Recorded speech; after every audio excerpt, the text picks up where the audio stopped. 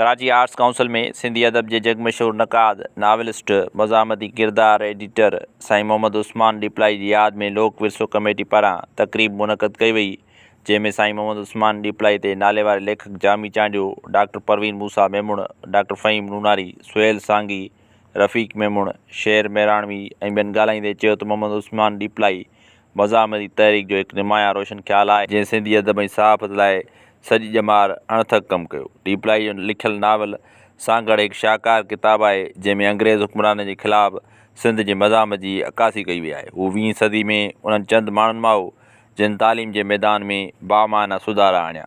मोहम्मद उस्मान डिपलाई तरक़ी पसंद ऐं साइंसी सोच जो मालिक हुयो।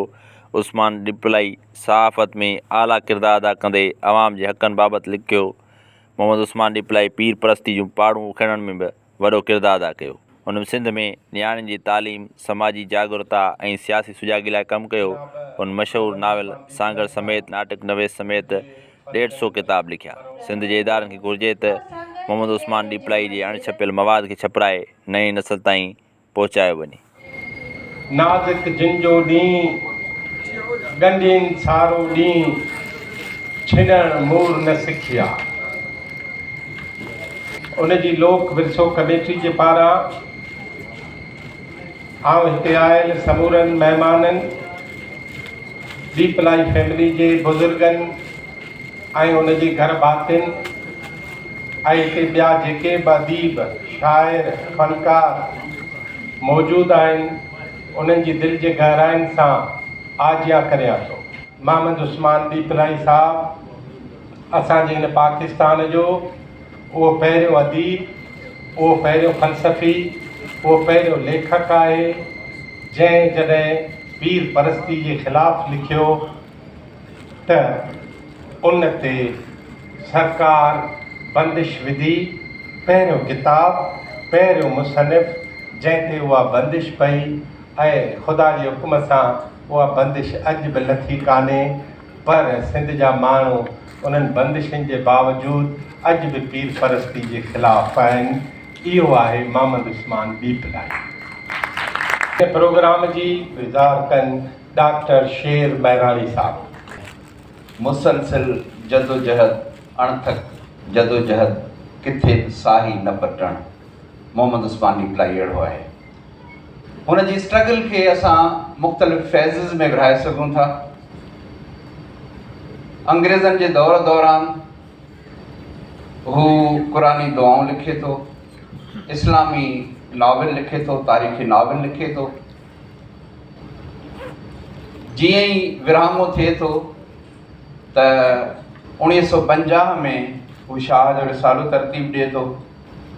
हिन जो शाह जो रिसालो ॿियनि रिसालनि खां इन करे बि मुनफ़रिद आहे त हिकु त हुन में 36 सुर आहिनि, ॿियो हुन जो पंहिंजो रायो बि इहो ई आहे त मूं काफ़ी बैत अहिड़ा आउं सम्झां थो त जेके शाह जा न आहिनि, कुझु निकिरण बि खपनि, पर आउं इन जे करे रुॻो शाह जे रिसाले में शामिलु करणु चाहियां थो त जेकॾहिं इहे रिसाले में शाया न थिया त ज़ाया थी वेंदा ऐं इहे ज़ाया थियणु न घुरिजनि। इहो बि हिकिड़ो ट्रेजर आहे असांजे क्लासिकी अदब जो, इहो तमामु वॾो ख़ज़ानो आहे जेको ज़ाया थियणु न घुरिजे।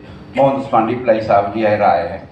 ऐं अहम राय इहा बि आहे रिसाले जे हवाले सां त हुन हिकु त डेमी साइज़ में रिसालो ॾिनो ऐं हुनखां पोइ सवलाई जे लाइ हुन हिकिड़ो पॉकेट साइज़ रिसालो, शाह जो रिसालो हिकिड़ो पॉकेट साइज़ में ॾिनो ताकी आसानी सां हर कोई पढ़ी सघे। ऐं ॿी अहम ॻाल्हि हिन रिसाले जी आहे त हिन रिसाले में हरू भरू अराब कोन्हनि लॻल, छाकाणि त असां जा जेके ॿोली जा लहजा आहिनि, उत्तर जे लहजे ऐं लाड़ जे लहजे में वॾो फ़र्क़ु आहे, ज़ेर ऐं ज़बर जो तमामु वॾो फ़र्क़ु आहे। असां जेकॾहिं कंहिंखे ज़ेर लॻाईंदासीं ऐं मुमकिन आहे उत्तर वारो उनखे सही न सम्झी सघे, ऐं असां ज़बर लॻाईंदासीं त लाड़ वारो मुंझी पए, त हुन जिथे ज़रूरी न आहे सम्झो उते एराबूं कोन्हनि ॾिनियूं।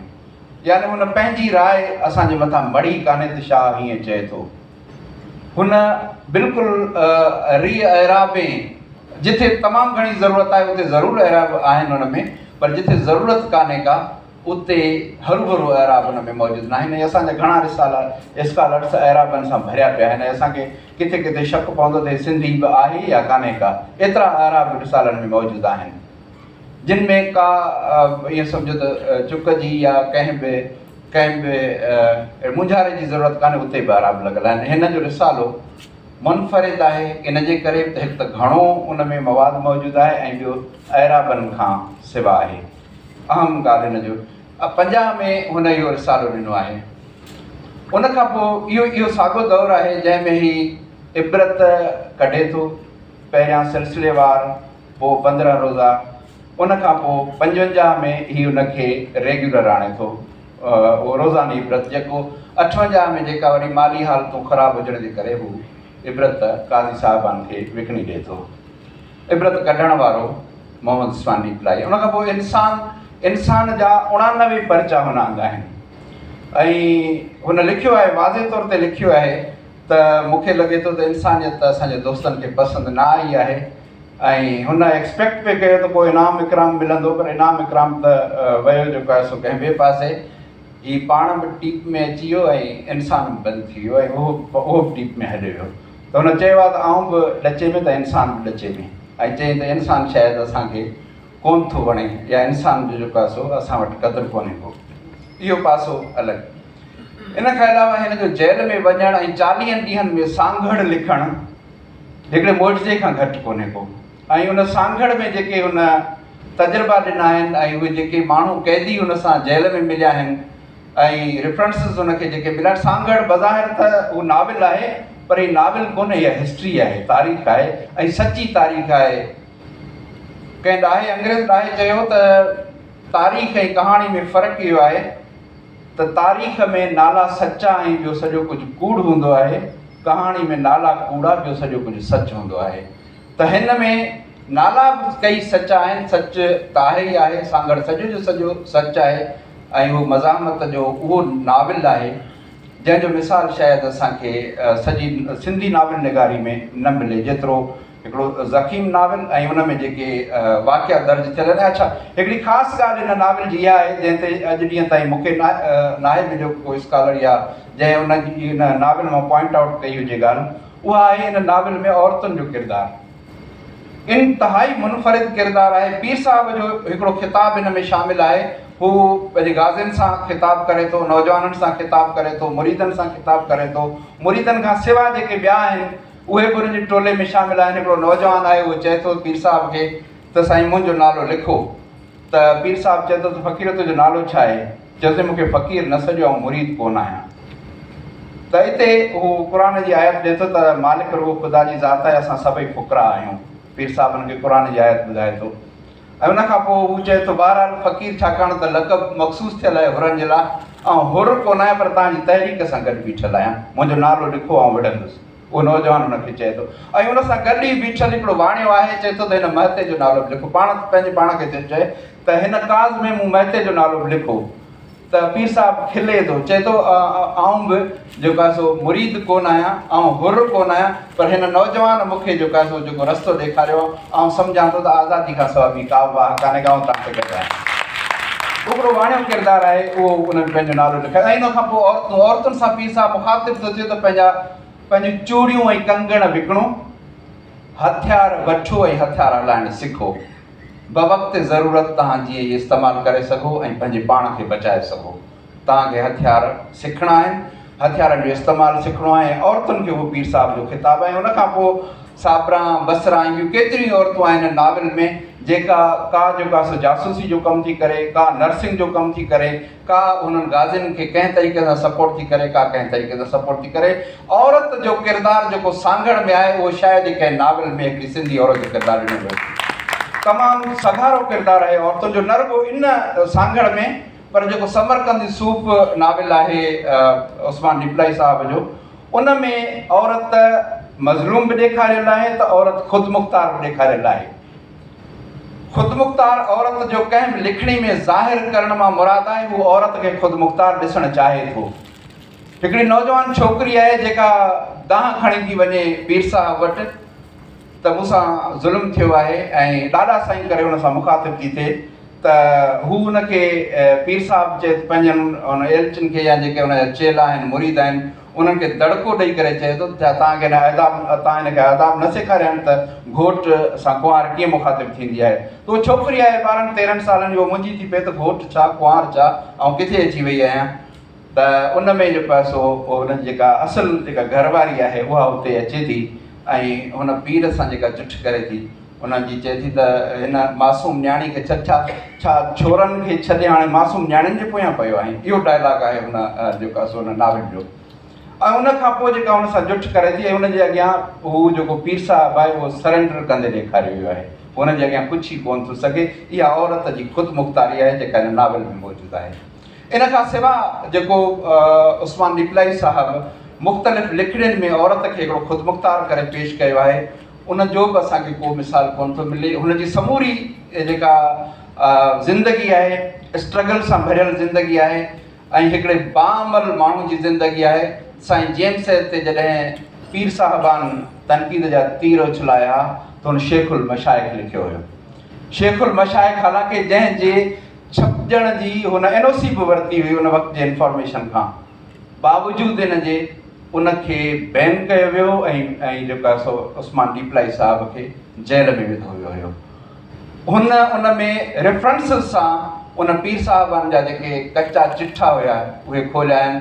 उन एॾो खुली करे लिखियो आहे, अॼु खां तक़रीबन ही 75 में छपियो आहे, त अॼु बि शायदि असां 50 सालनि खां पोइ बि ऐं खुली करे शायदि हुन ते न ॻाल्हाए सघां जेतिरो खुली करे उस्मान डिपलाई साहिबु उन में लिखियो आहे उन पीर साहिब जे ख़िलाफ़ु। हू ईअं न आहे त हू पीर साहिबान जे ख़िलाफ़ु आहे या वॾेरनि जे ख़िलाफ़ु आहे, जीअं आमतौर ते हिकिड़ो चयो वेंदो आहे कॉन्सेप्ट आहे त ही वॾेरनि ऐं पीरनि जे ख़िलाफ़ु। न, वॾेरनि में त हू ख़ान साहिबु अता मोहम्मद पली वटि मुंशी बीठल हुयो, वॾेरो त ख़ान साहिबु अता मोहम्मद पली हुयो, उन वटि हू मुंशी बीठल हुयो। सॼो हुर तहरीक ते बीठल सांगड़ पीर साहिब जे हुन स्ट्रगल ते लिखियलु आहे। माना हू उन्हनि किरदारनि जे ख़िलाफ़ु हुयो जेके समाज जे ॾुतड़ियल तबिके जे ख़िलाफ़ु आहिनि। उहो पोइ पीर हुजे, वॾेरो हुजे, सियासतदान हुजे या को बि हुजे, हू उन्हनि सभिनी जे ख़िलाफ़ु आहे। ऐं हमीद सिंधी साहिब जो हिकिड़ी कोटिंग आहे, उहा तव्हांजे साम्हूं रखी करे ॻाल्हि खे ख़तमु कयां थो। हक़ीक़त इहा आहे त सिंध खे नओं सोझरो फ़िक्री तौर ते सभिनी खां पहिरियां जेको भिटाई ॾिनो आहे उहो त मेचलेस आहे, जेको नओं सोझरो असांखे सिंधी समाज खे फ़िक्री एतबार खां जेको नओं सोझरो रेनासां जेकॾहिं आहे, रेनासां जो महराज जेकॾहिं आहे सिंधी रेनासां जो, त उहो त लतीफ़ आहे, इन में को शक न आहे, इन में का ॿी राय कान्हे का।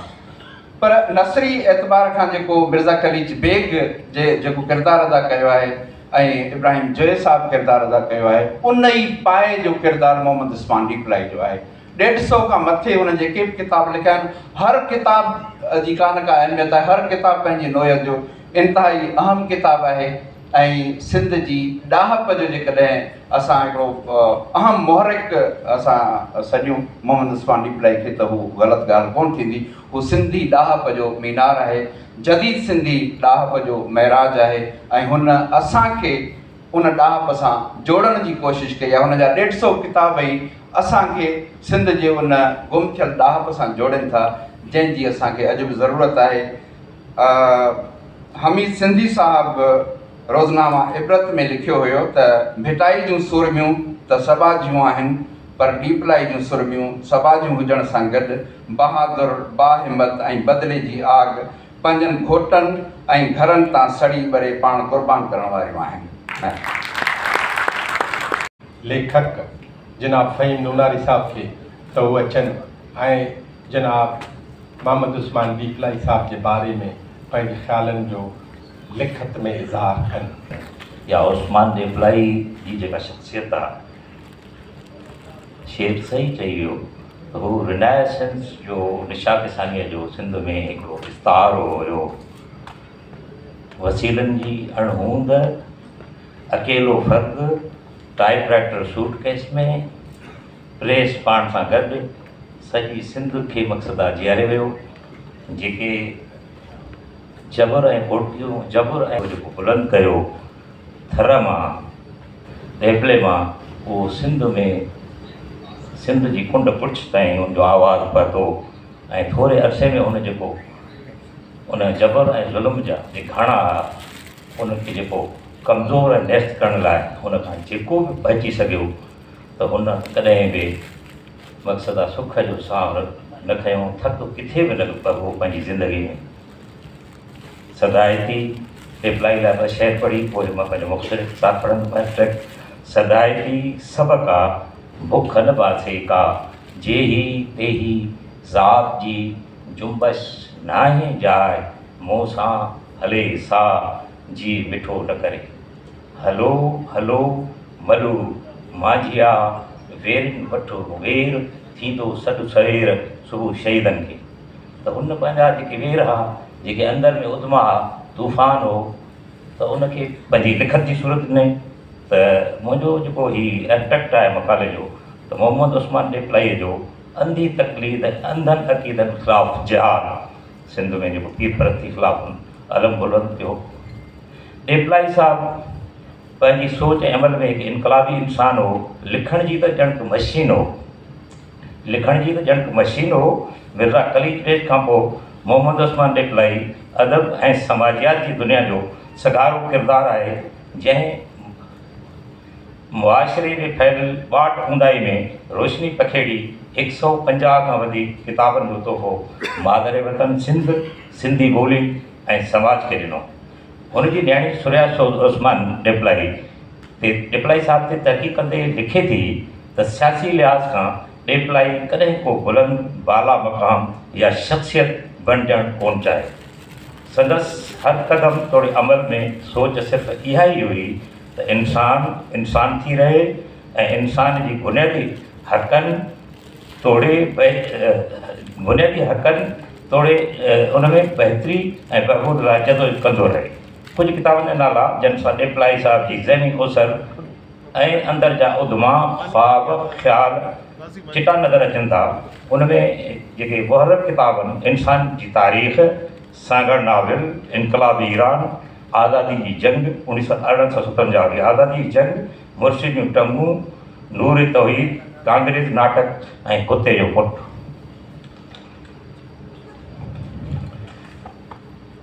उस्मान डिपलाई वॾेरनि वटि नौकरी कंदे बि 100 खां मथे किताब लिखिया। लिखणु ऐं पढ़णु हुनजी ज़िंदगी जी बुनियादी मश्क ऐं मशीन हुई।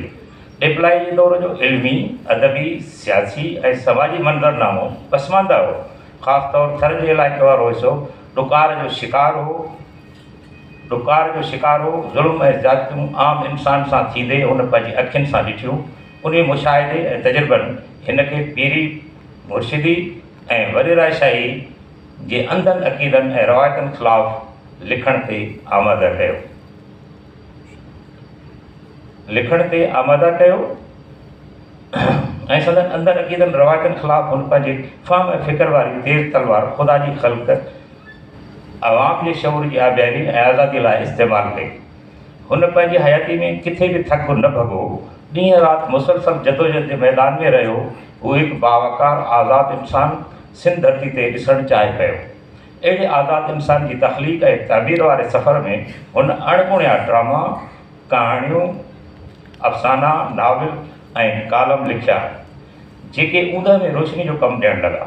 सिंधी मुआशिरो उन वक़्तु चौतरफ़ पीरनि मुर्शिदनि जी कूड़ियुनि कोड़कियुनि में फाथल हो। उस्मान डिपलाई वक़्त जो वॾो सोशल साइंटिस्ट, समाजी साइंसदान हो, जंहिं मुख़्तलिफ़ किताब, पंफलेट ऐं अफ़साना लिखी रोशनी जो बम्बट भड़कायो। उन्हनि में हुन जूं मशहूरु कहाणियूं ऐं अफ़साना टिप शाह, मुर्शिद जी पगड़ी, मुर्शिद जो घोड़ो, मुर्शिद जो हज, मुर्शिद जो चालीहो, मुर्शिद जी धीअ, मुर्शिद जी ॾाढ़ी, मुर्शिद जूं टंगूं, मुर्शिद जो ॿकर, मुर्शिद जो उठ, खजड़े जी गदी, सैयद ऐं कुंभर, सैयद जो उठ, नथ जो हज, कावड़िल मुरीदाणी, निभागी मुरीदाणी, नागेशाह जो कंडो, कलंदर जो हिंदोरो, रिड बीबी, राधी शाह जी रोक, दस्तगीर जी बारी, इहे ऐं संदनि ॿिया किताब। उस्मान डिपलाई सोशल साइंटिस्ट, समाजी साइंसदान, समाज सुधारक ऐं फ़िक्री तौर ते अवाम दोस्त दानिश्वर हुअण जी हैसियत में इहा ॻाल्हि चङी तरह ॼाणे वरिती हुई त सिंधी समाज पीर परस्ती जहिड़नि अंधनि रस्मनि करे रोशन दुनिया खां कई ॾहाका ऐं सदियूं पुठिते पयल आहे। तंहिं करे इंसान खे बुनियादी इंसानी हक़ ऐं बुनियादी इंसानी आज़ादी ह्यूमन राइट्स तॾहिं हासिलु थींदा जॾहिं हू इल्मु हासिलु कंदो।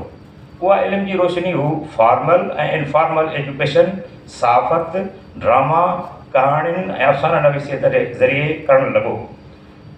हुन जी कलम खे पर लॻल आहे, लफ़्ज़ लफ़्ज़ शोलो थी भड़कंदो हो। मदरलक सिद्दीक़ी लिखे थो, असांजो बुज़ुर्ग मोहम्मद उस्मान डिपलाई वॾो आलिम ऐं मुहक़िक़ हो। हू हिकु अदीम मुजाहिद हो। आउं सम्झां थो एॾो जरी माण्हू सिंध जी सरज़मीन ते न आयो जेॾो मोहम्मद उस्मान डिपलाई हो। मोहम्मद उस्मान डिपलाई हो, संदसि कलम ॼण त विज जहिड़ा चिमकाट कंदो हो। कलम संदसि तलवार हो। डॉक्टर नबी ख़ान बलोच लिखे थो, डिपलाई जो जुरत वारो क़दम सिंध जे मुस्लिम मुआशिरे जे अंदरूनी इस्लाह वारो खयों ऐं जाहिल अवाम जे वहमनि, विसवसनि ऐं कूड़नि पीरनि जे करतूतनि जे ख़िलाफ़ु लिखणु शुरू कयईं। मोहम्मद उस्मान डिपलाई संदसि समाज ते मोहम्मद उस्मान डिपलाई पंहिंजी शुरूआती दौर में इस्लामी रंग में रंगियलु हो। उन ज़माने में आम इंसानी मसइलनि खे इस्लामी अनक सां पंहिंजी गुफ़्तार ऐं कलम सां बयानु कंदो हो। खेनि 1947 में पाकिस्तान ठहण ऐं तुर्त 1954 में वन यूनिट ग्रेटर पंजाब जो तोप जेको मज़लूम क़ौमुनि जी गिची में विधो वियो हो, त शेख हयात, रशीद भट्टी ऐं ॿियनि तरक़ी पसंद अदीबनि समेत उस्मान डिपलाई खे बि क़ैद कयो वियो। नतीजे में हिन जी सोच बदिलजी वई। साईं जेम्स लिखे थो, वन यूनिट क़ाइमु थियण खां पोइ ई हुबल वतनी जे रंग में रंगिजी वियो। शमसदीन उर्साणी डिपलाई साहिब लाइ लिखे थो त डिपलाई रूसी, चीनी, जापानी ऐं जापानी कम्युनिस्टनि आज़ादी जी तहरीकनि ते केतिरा ई नाविल ऐं कहाणियूं तर्जुमो कया। उन्हनि में जापानी गुडी ऐं मैक्सम गोर्की जो मशहूरु नाविल माउ जो तर्जुमो शामिल आहे। हक़ीक़त में डिपलाई साहिब पंहिंजनि ख़्यालनि ऐं उसूलनि जो अहिड़ो जबल हो जेको न की झुरियो न झुकियो, सदाईं ऊचो ऐं अॾो रहियो। डिपलाई हिक ई वक़्त में 4 महालनि ताईं इहा जंग लड़ी। हिकिड़ो पीर, ॿियो मुल्लो, टियों ज़मींदार ऐं शाहूकार, चोथों कामरो। सूर्यासोट लिखे थी त डिपलाई उन्हनि किरदारनि खे कारियर नाम खां वधीक ख़तरनाक सम्झे थो, छो त कारियर नाम त फ़क़ति जिस्मानी तौरु मफ़लूज बणाए थो, पर ही माण्हू जे ज़हन खे मफ़लूज करे छॾनि था। डिपलाई पीर परस्ती खे सभ खां वधीक ख़तरनाक कैंसर जी बीमारी सम्झे थो। पीर मुर्शिद नरगो मुरीद खे जाइज़ रखे थो, बल्कि माली तौरु फुरलुट करे आम इंसान खे ग़ुलाम बणाए ऐं वॾी ॻाल्हि त ज़हनी तौरु मफ़लूज बणाए थो, दाइमी ग़ुलामी जे अंधेरे में रखे थो। मुहक़िक़ सूर्यासूद लिखे थी त डिपलाई इहो बि ॾिठो त बदीन जे मेले ते जेके माण्हू 100 उठ काहे वेंदा हुआ ऐं मुर्शिद जे अचणु वक़्तु जंहिं वटि जेका हड़ मूड़ी हूंदी हुई सा उन जे हवाले थी वेंदी हुई।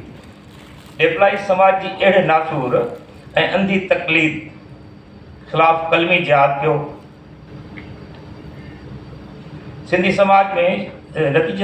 समाज में शऊर जनम वरितो। माण्हुनि जा सूर घटिया। डिपलाई रवायतुनि खे टोड़ियो, तहम परस्ती, पीर परस्ती ऐं ॾाढ ख़िलाफ़ु कलम खयों। हुनजो कलम कात ऐं कुहाड़ी वांगुरु हलियो। कंहिं शहर आहे, कंहिं माण्हू मंझि मणिया, पर मूंखे अहिड़ा मुड़ुस वणिया जे जग सारो जरकाए विया, पर पंहिंजो पाण भुलाए विया। जीअं तो कयां असांजी स्कॉलर मोहतरमा डॉक्टर परवीन मूसा मेमण साहिबा खे त हू अचनि ऐं पंहिंजे ई अज़ीज़ ऐं असांजे वॾे साईं मोहम्मद उस्मान डिपलाई साहिब ते ॻाल्हायूं। पढ़ियो त नंढपण में, पर वरी मुंहिंजो सिंधी सब्जेक्ट हो त अॻियां हली MA लेवल ते या PhD में बि मूं डिपलाई साहिब जे कम जे बारे में सोचियो। इत्तेफ़ाक़ अहिड़ो थियो आहे डिपलाई साहिब ते PhD करे कोन सघियसि। मुंहिंजे सिंध यूनिवर्सिटीअ जे जेके गाइड हुआ उन्हनि मना कई त हिन ते अॻु में MPhil ऐं PhD थी चुकी आहे, तंहिंजे करे तव्हांजो मथां टॉपिक रद्द थी वञे। पर मूं कुझु मैटर जमा कयो। वरी उन खां पोइ PhD कंप्लीट थियण खां पोइ मूं CSS अकेडमीज़ में हैदराबाद में सिंधी पढ़ाई। त उते CSS PCS जा जेके पेपर्स हुआ प्रीवियस ईयर्स जा, उहे जॾहिं मूं ॾिठा त डिपलाई शनासी ते जेके क्वेश्चन हुआ शागिर्दनि खे, उन्हनि मां केतिरनि जा जवाब न थिया आया। मूं सोचियो त सिंध जे हिन मोहसिन ऐं इंसान दोस्त अदीब ऐं असांजे पंहिंजे डिपलाई हुअण जी हैसियत सां, हिकु लेखकार हुअण जी हैसियत सां मुंहिंजो फ़र्ज़ु थो थिए त जेकी कुझु मूं लिखियो आहे हिन खां वधीक ॿियो लिखी ऐं डिपलाई साहिब जे बारे में ज़ाहिर करियां। त मूं मुख़्तलिफ़ मौज़ुअनि ते रिप्लाई साहब जे फ़न जे बारे में मज़मूनी मक़ाला लिखणु शुरू कया, जेके छपिया अख़बारुनि में, रिसालुनि में। ऐं हिकिड़ो मज़े जहिड़ी ॻाल्हि, 180 सुफ़्हनि जो किताबु तयारु थी वियो। उहो किताबु अणछपियल आहे। किताब जो उनवान आहे समाज सुधारे इनक़लाबी अदीब मोहम्मद उस्मान डिपलाई तारीख़ जे आईने में। इन किताब जो ख़ूबसूरत ऐं तवील मुहाब डिपलाई साहिब जे ॾोहिटे रफ़ीक डिपलाई लिखियो आहे। पुठ पन्नू यानी बैक टाइटल उहो यूसुफ शाहीन साहिबु लिखियो आहे, जंहिंजो उनवान आहे ॾाहप जो धणी मुंहिंजो दोस्त मुंहिंजो मुर्शिद मोहम्मद उस्मान डिपलाई। हिन किताब में डिपलाई साहिब जे पहिरीं किताबु क़ुरानी दुआऊं या वालीअ दर वेनतियूं 1936 ऐं आख़िरी किताबु इनक़लाबी ईरान 1980, इन्हनि में अहम किताबनि जो जाइज़ो आहे, तहक़ीक़ी जाइज़ो आहे ऐं उन में ज़ब्त थियल नावल ऐं इनाम याफ़्ता नावल शामिलु आहिनि। ऐं पहिरियों किताबु इहो क़ुरानी दुआऊं, जंहिंमें डिपलाई साहिब जो पूरो नालो मोहम्मद उस्मान डिपलाई 1936 में आयो। पोइ डिपलाई नालो उन्हनि जी शनाख़्त बणिजी वियो। डिपलाई साहिब जा लिखियल अफ़साना, नाटक ऐं दीनी किताब, तर्जुमा, सहाफ़त, लतीफ़ तनासी, दारिया ऐं पंहिंजो शेर ऐं शाइरीअ जो शौक़ु। डिपलाई साहिब खे शेर ऐं शाइरीअ जो शौक़ु हो, जॾहिं हुन जा एतिरा किताब उथलाया मूंखे ख़बर पई हर किताब में शाइरी आहे, माना उर्दू, सिंधी, फारसी, ऐं उन में शेर अहिड़ा सुहिणा सुहिणा मौक़े जे मुनासिबत सां, ऐं तंहिंखां पोइ उन्हनि जी ज़ाती शाइरी जेका मेहरान में छपी हुई। पोइ उन जो मूं हिकिड़ो अलॻि मक़ालो लिखियो आहे। त बहरहाल उन किताब में डिपलाई साहिब ते लिखियल 10 किताबनि जो जाइज़ो शामिलु आहे। ऐं मुंहिंजे इन ही किताब लिखण जी मक़सदियत इहा हुई त नौजवान नसल खे ख़बर पवे त डिपलाई जो फ़िक्र ऐं फ़हम छा हो, जेको असांजो ईंदड़ नसल उन ॻाल्हि खां शनासा घटि आहे, या हुन जे कम जी मक़सदियत कहिड़ी हुई, डिपलाईअ छा चवणु चाहियो, ऐं छा हू पंहिंजो कमु कामयाबीअ सां माण्हुनि ताईं पहुचाए वियो, पंहिंजे पढ़ंदड़नि ताईं पहुचाए वियो, ऐं जे हा त उन जा कारण कहिड़ा हुआ, हुन जे कामयाबीअ जा कारण कहिड़ा हुआ, जेको हुन जो अदब अॼु बि क्लासिकल अदब शुमारु थिए थो। ऐं इन में डिपलाई साहिब जो वॾो कमाल इहो हो, हू पंहिंजे पढ़ंदड़नि जे वेझो, हू पंहिंजे पढ़ंदड़नि जा जेके ख़त ईंदा ईंदो उहे माण्हुनि खे जवाबु ॾींदो हो। उनखां सवाइ 100 हंधनि ते उन जा किताब अचंदा हुआ, सिंध में नॉवल वग़ैरह जेके छपबा हुआ 100 खां वधीक हंधनि ते उनजी तरसील थींदी हुई। इहा हिकिड़ी तमामु वॾी ॻाल्हि हुई। इंसान रिसाले जे स्टार्ट में लिखियलु आहे त मोहम्मद उस्मान डिपलाई वलद Habibullah Diplai, editor, printer, publisher, Islamia press, Ulhando Kacho, Hyderabad. त इन में आउं त सम्झां थी डिस्ट्रीब्यूटर जो लफ़्ज़ जो इज़ाफ़ो हुअणु खपंदो, छो जो डिपलाई साहिबु पंहिंजो किताब पाण माण्हुनि ताईं पहुचाया ऐं हू मक़बूल हो पूरी सिंध में। जंहिं वक़्त में हुन लिखियो उन जे मक़बूलियत जो ई आलम हो जो तमामु थोरे माण्हुनि खे उहो नसीबु थियो आहे। हा, इहा ॿी ॻाल्हि बि हिन वसीला घटि हुआ, वसीला घटि हुआ, हू साबरीन हो, तवकुली हो, त उन जे नेकनियतीअ जे करे हुनजो कमु माण्हुनि ताईं पहुचियो अथई। अॼु हिन प्रोग्राम जे विसादत सां ऐं डिपलाई साहिब जे नाटक नवीस जे बाबति तव्हांखे ॿुधाइजे, छो जो डिपलाई साहिब जेके नाटक लिखिया उन्हनि ते मुख़्तलिफ़ हवालनि सां असीं 5-7 मक़ाला लिखी सघूं था।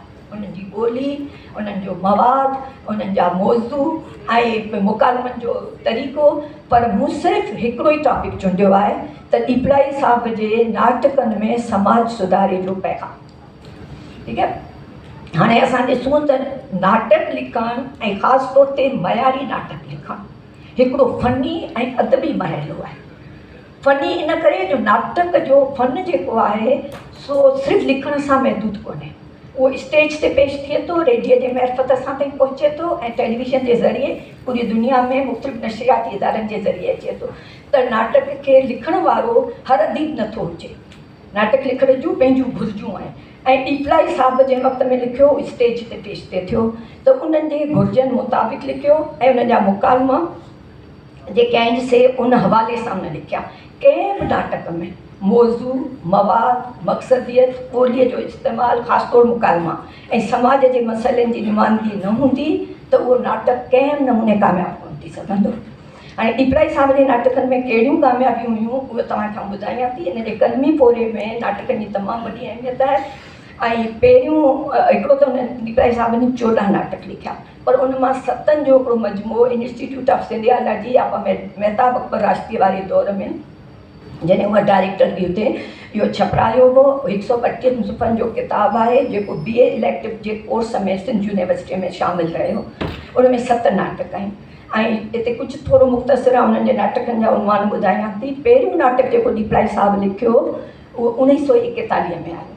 गैरत उर्फ़ नूरजान जो पुटु तारीख़ी ऐं इनकलाबी नाटक आहे। शाहिदी मज़ाहिया ऐं इस्लामी ड्रामो आहे, इस्लाही ड्रामो आहे। 1955 जे महिराण रिसाले में छपियो।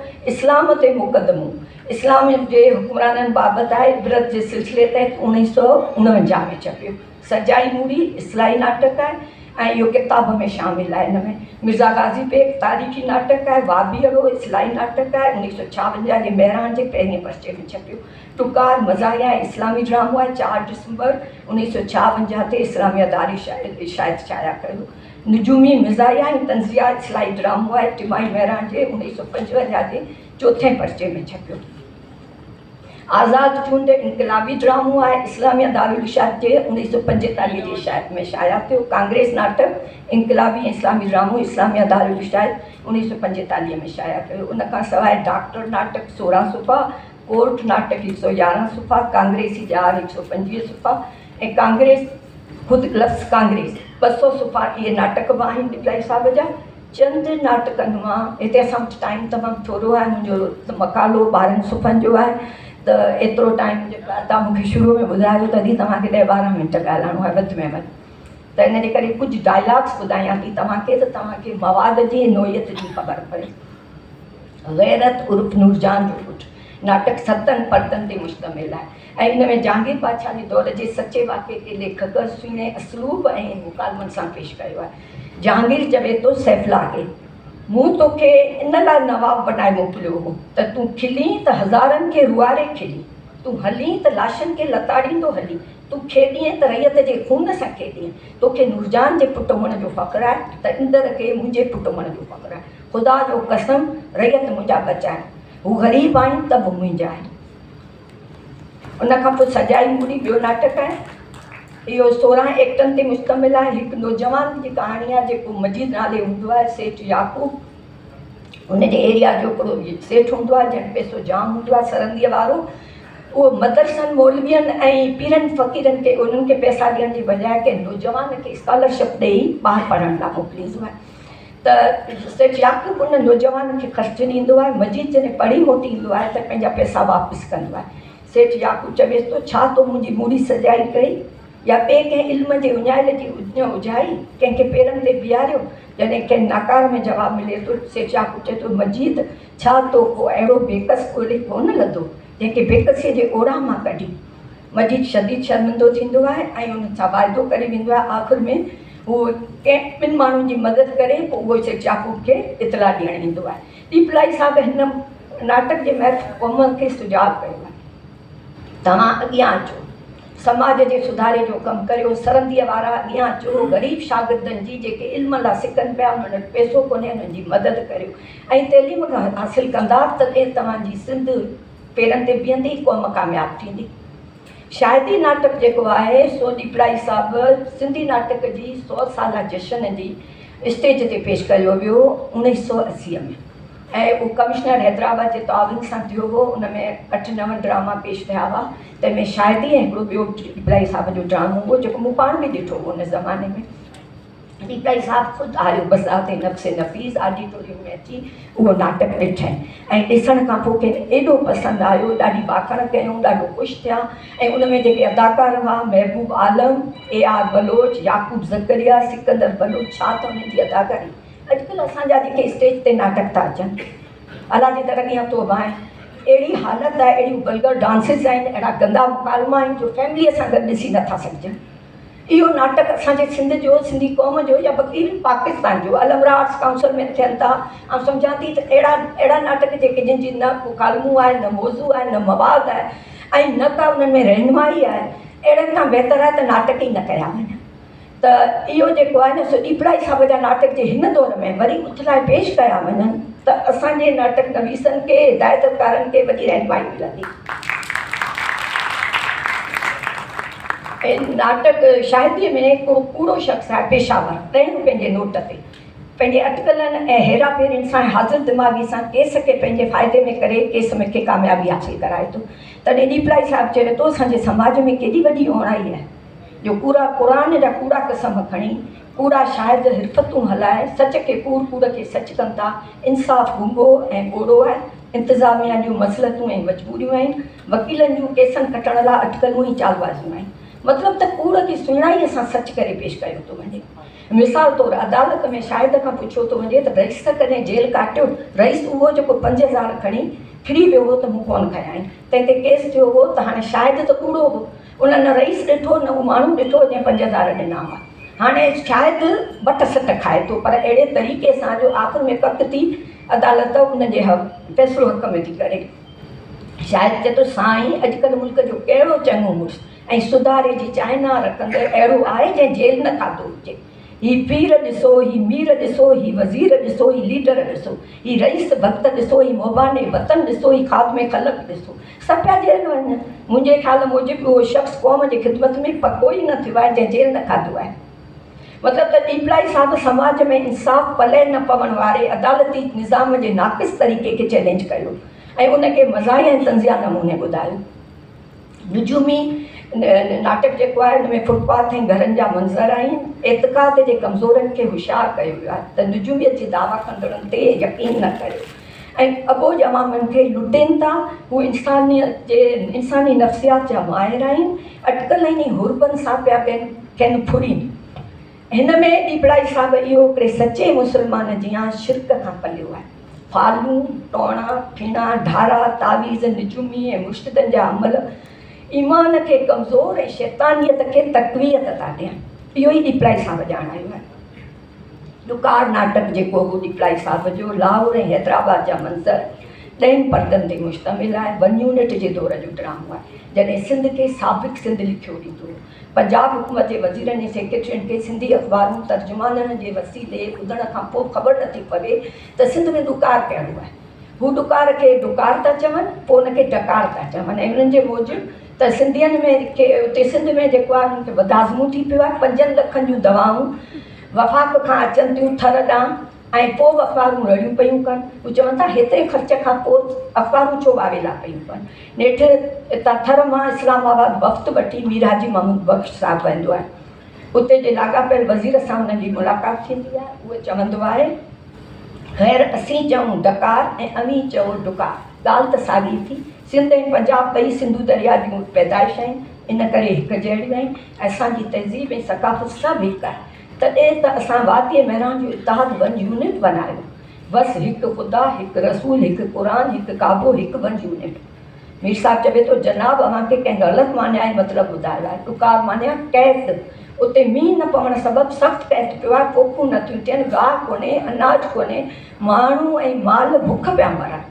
बहरहाल घणे हुल हुलाचे खां पोइ अख़बारी आवाज़नि खां पोइ वफ़ाक़ थर में ॾुकार डिक्लेयर करे उते इमदाद मोकिले थो। हिन नाटक में अर्फ़त सिंध जी ॾुतड़ियल हालत ऐं ख़ासि तौरु 1 यूनिट जे ख़िलाफ़ु नीपलाई साहिबु आवाज़ु उथारियो।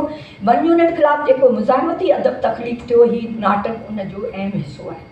वाबीअड़ो 4 एक्टनि जे ही नाटक भुज ऐं कच्छ जे इलाइक़े जे मस्जिदनि ऐं मंदरनि ऐं बाज़ारनि जी ॾेखनि ते मुबनी आहे। हिन नाटक वसीले नाटक नवीस वैदानियत जी प्रचार कई आहे ऐं जंहिंजो असुलु मतिलबु इहा आहे त शिरक खां बचाव ऐं मज़हबी बहस मुबाहिसनि सां पैदा थियल नफ़रतनि खे मुंझो ॾियणो आहे। थरी ऐं कच्छी ॿोलीअ जो मिलाप आहे हिन नाटक में ऐं इबरत अंगेज़ मुकालमा आहिनि। मूं सभु हिन में माइनस करे छॾिया आहिनि, एतिरो पाण खे वक़्तु कोन्हे। मिर्ज़ा गाज़ी बेग सतूं नाटक आहे। नाटक किताब जो 2 एक्टनि ते मुश्तमिल आहे। तारीख़ी मौज़ूअ जे ओट में सहाफ़ती आज़ादी ऐं पास ख़ातिरीअ लाइ लिखियलु आहे। मिर्ज़ा गाज़ी बेग ड्रामो अकबर बादशाह जे दौर जे कंधारी हाकुम मिर्ज़ा गाज़ी बेग जे ज़ुल्म जे ख़िलाफ़ु आहे। उन वक़्त में हिकु नीपलाई साहिबु ज़ाहिर कयो आहे त वाह हिम्मत शाइर सर्वेज सुजावली इन ज़ुल्म ख़िलाफ़ु हंधनि हंधनि ते बाज़ारनि में मुख़्तलिफ़ हंधनि ते शाइरी करे थो ऐं चवे थो त माण्हुनि खे जेको आहे सो आगाह थो करे। पर मिर्ज़ा हुनखे बवाद जे इल्ज़ाम में क़ैद कराए थो ऐं हुकुम थो ॾिए ज़बान कटी वञे। ज़बान कटण महिल शाइर खां आख़िरी ख़्वाहिश पुछी वञे थी हू चवे थो मुंहिंजी आख़िरी ख़्वाहिश इहा आहे त आउं बादशाह जे साम्हूं पंहिंजी शाइरी ॿुधाईंदसि। हिकिड़ी डिघी मुसदस तरनुम सां वकार सां ॿुधाए थो, जंहिंमें बादशाह खे ज़ुल्म खां पलण जे लाइ ऐं पंहिंजे आवाम जे सूरनि ॿुधण जी ताक़ीद आहे। बादशाह आदिल हो, हू ॿुधी ॾाढो मुतासिर थो थिए, सर्वेच खे आज़ादु थो करे। हिन नाटक में अरफत टीपलाई सां हिकिड़ो वॾो कमु कयो। हुन आगही ॾिनी त समझदार हाकिम मुल्क जा उहे आहिनि जेके मुल्क जे अदीमनि, आलमनि, शाइरनि ऐं मुफ़क़रनि खे मान ॾींदड़ आहिनि।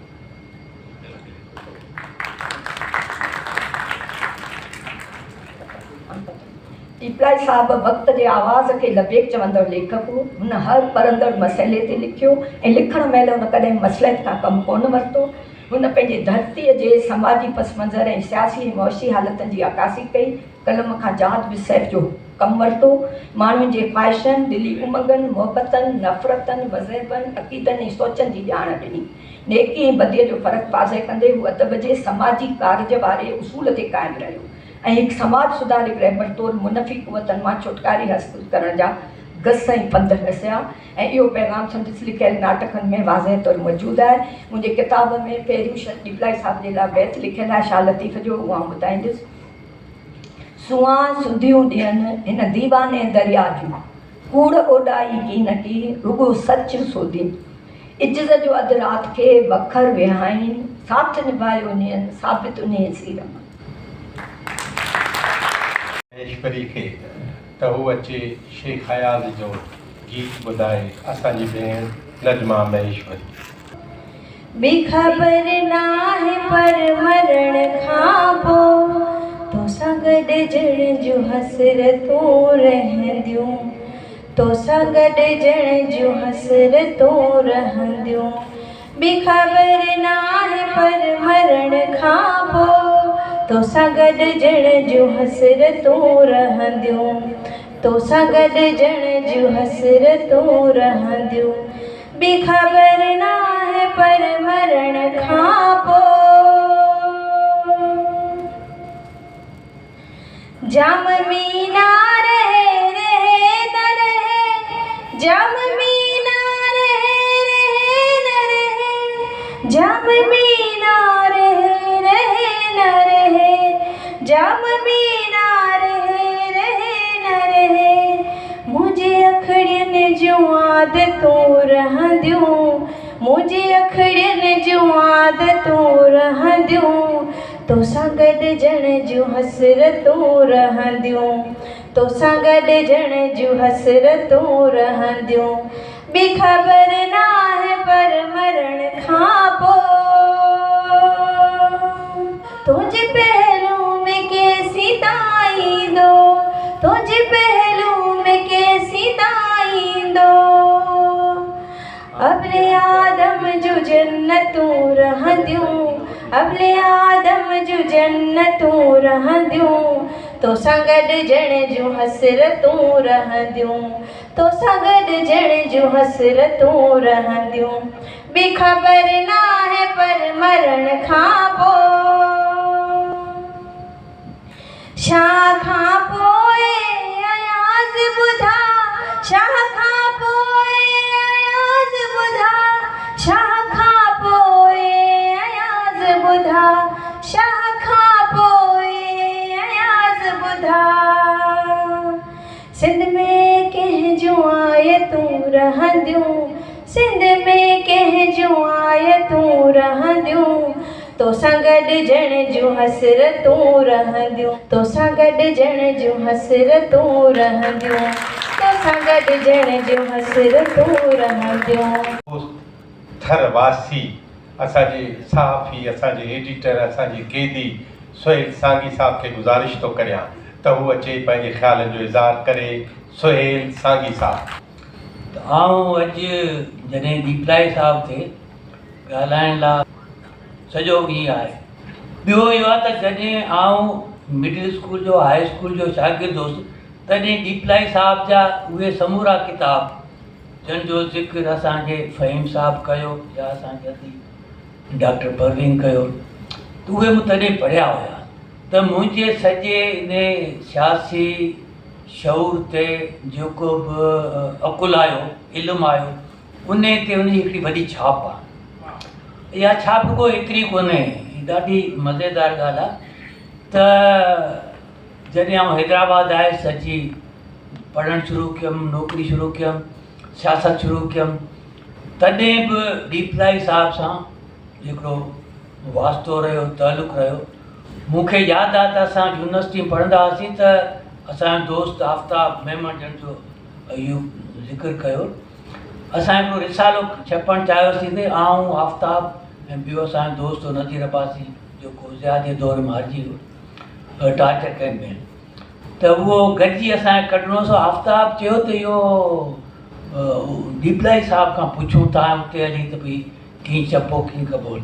ख़ैर वियासीं डीपलाई साहिब वटि। मूंखे यादि आहे त हुन आफ्ताब खे चयो त ॻाल्हि त सुठी आहे, आउं कोन्ह कंदुसि, आउं तव्हांखे ॾस ॾियां थो, महमूद आलाई साहिब मीरपुर ख़ास में उन खां वञी छपरायो।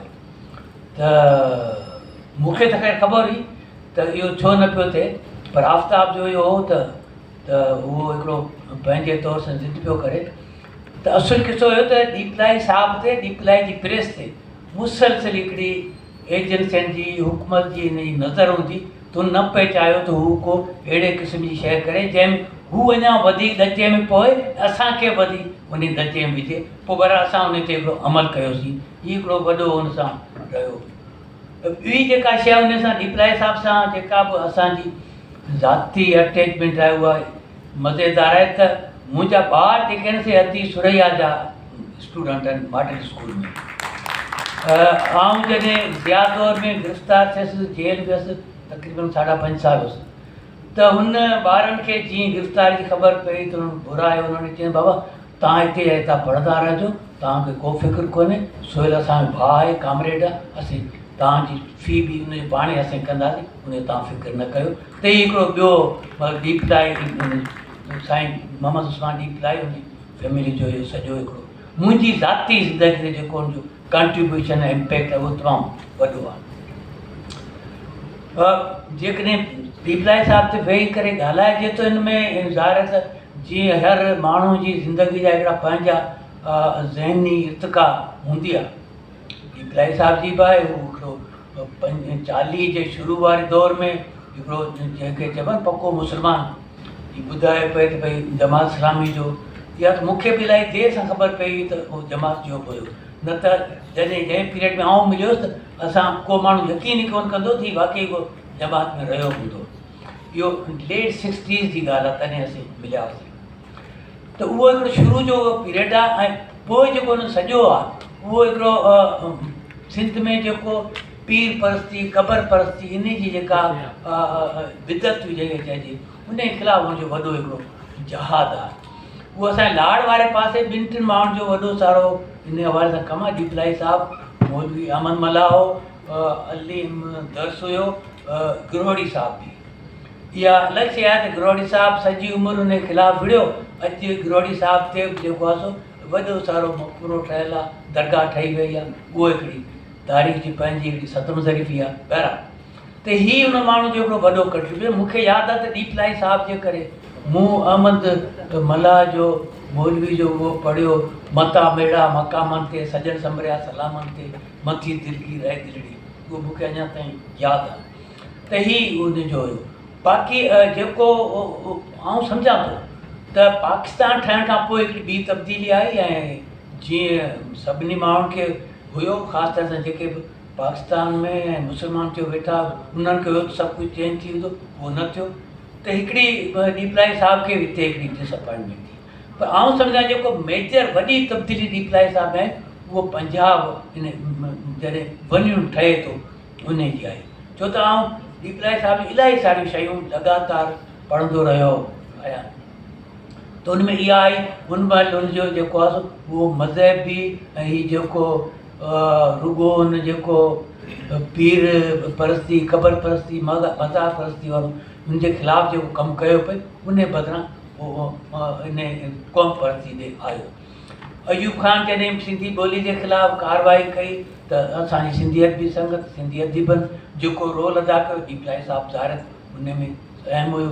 जॾहिं आउं 67 में हैदराबाद आयुसि, मूंखे यादि आहे त कराची होटल में डीपलाई साहिबु, ग्रामी साहिबु, जोयो साहब, शेख अलीमम साहब, इहे उते अची वेंदासीं त बिल्कुलु जीअं थींदा आहिनि इलाही यंगस्टर, त उहो हूंदा हुआसीं त वेंदा हुआसीं, कॾहिं मुलाक़ात, कॾहिं ॻाल्हि ॿोल थी।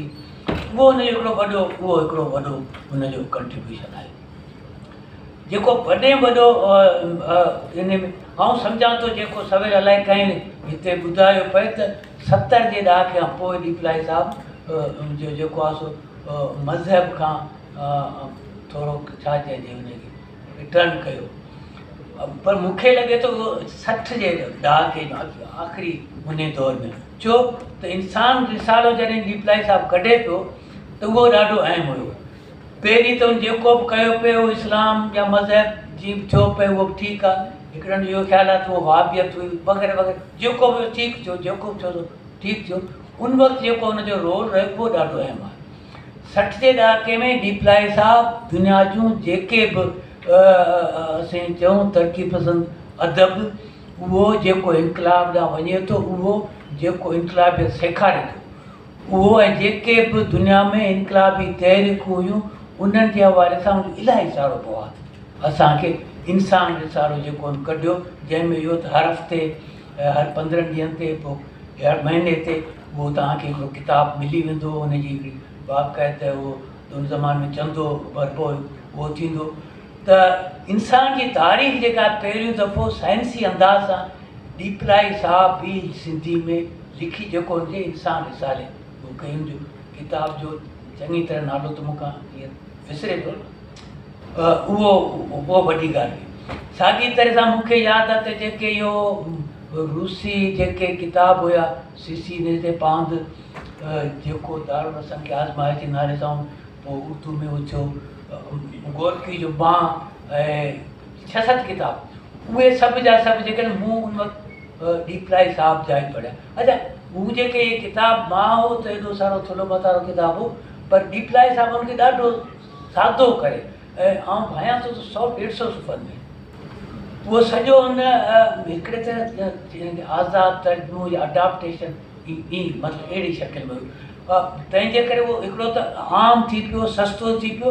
ॿियो इहो त माण्हू थुलो किताबु पढ़ी नथो सघे, हुनखां अवॉइड थो करे, ऐं हीअ किताबु जेको आहे सो छपणु सवलो, मोकिलणु सवलो, माण्हू ताईं पहुचणु सवलो।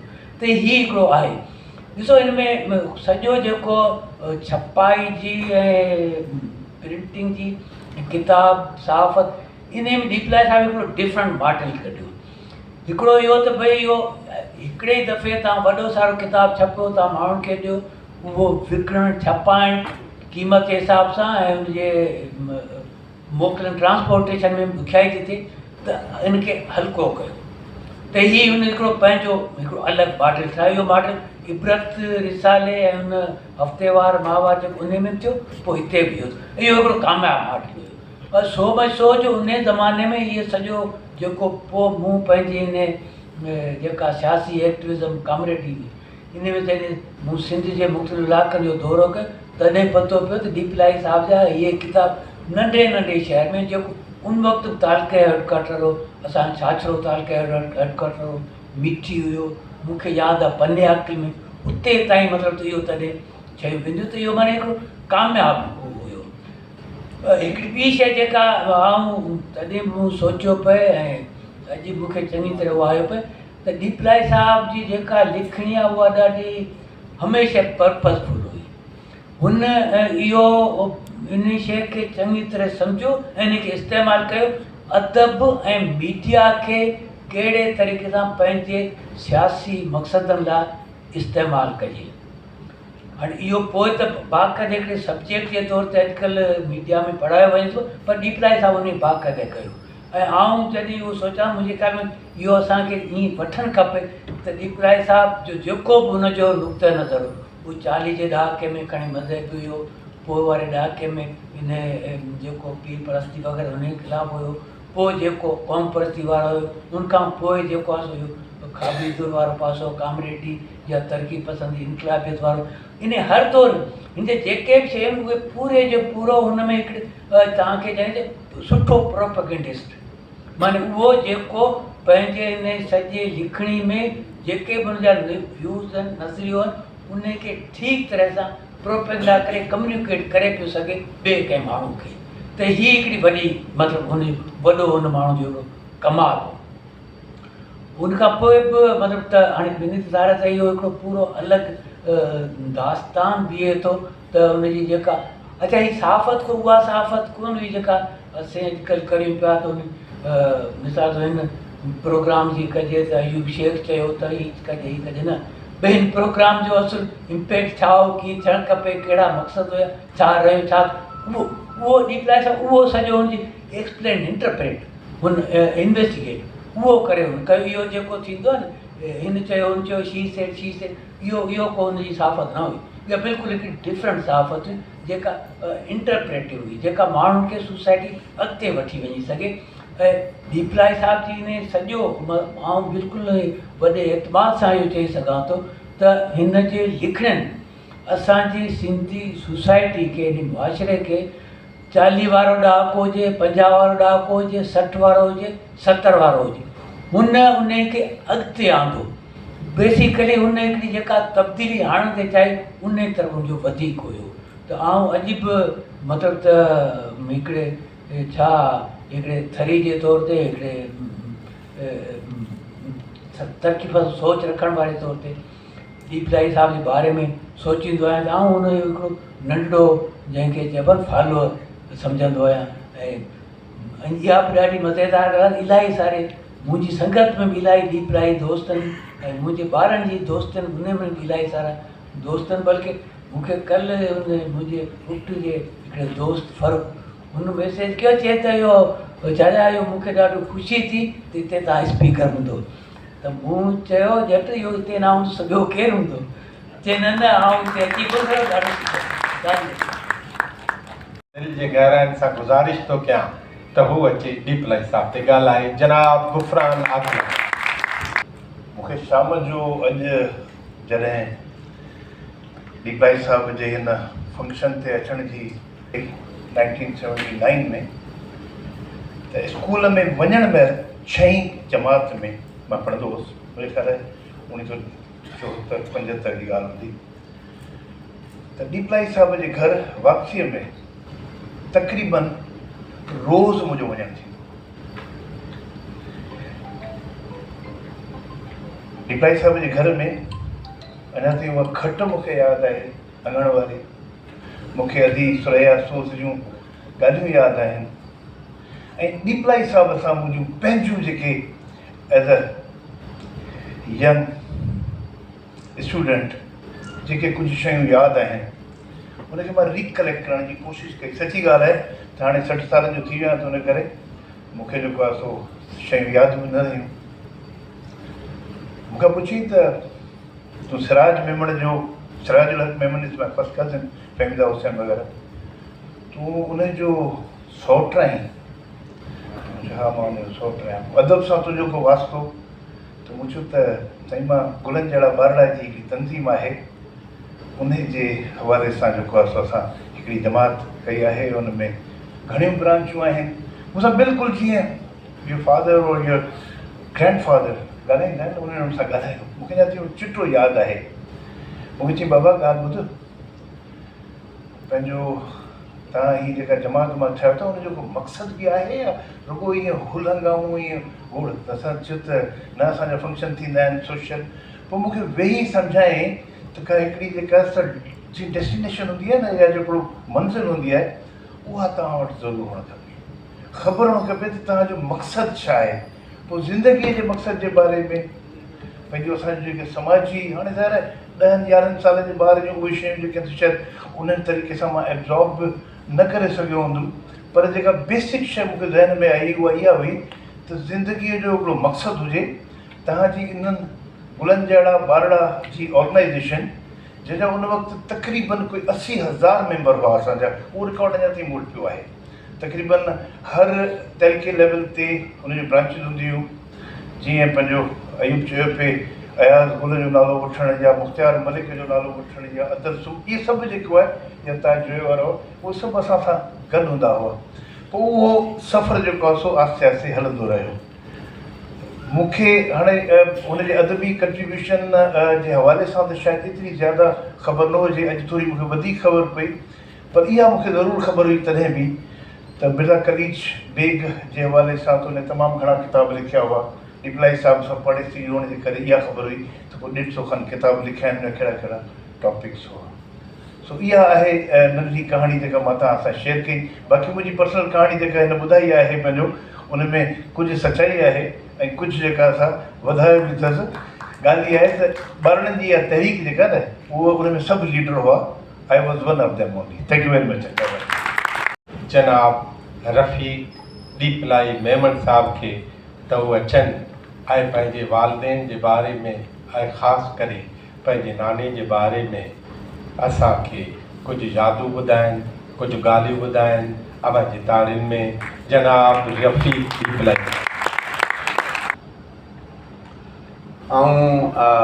उही अर्ज़ु कयमि त अदबी ख़िदमतुनि ते त ही जेके अकाबरीन आहिनि, जेके अदब जा ॼाणू आहिनि, इहे ॻाल्हाईंदा, पर इहो प्रिविलेज मूंखे आहे त उन जी औलाद जी हैसियत सां अॼु हिते अला मूंखे इज़त ॾिनी आहे जो बीठो आहियां।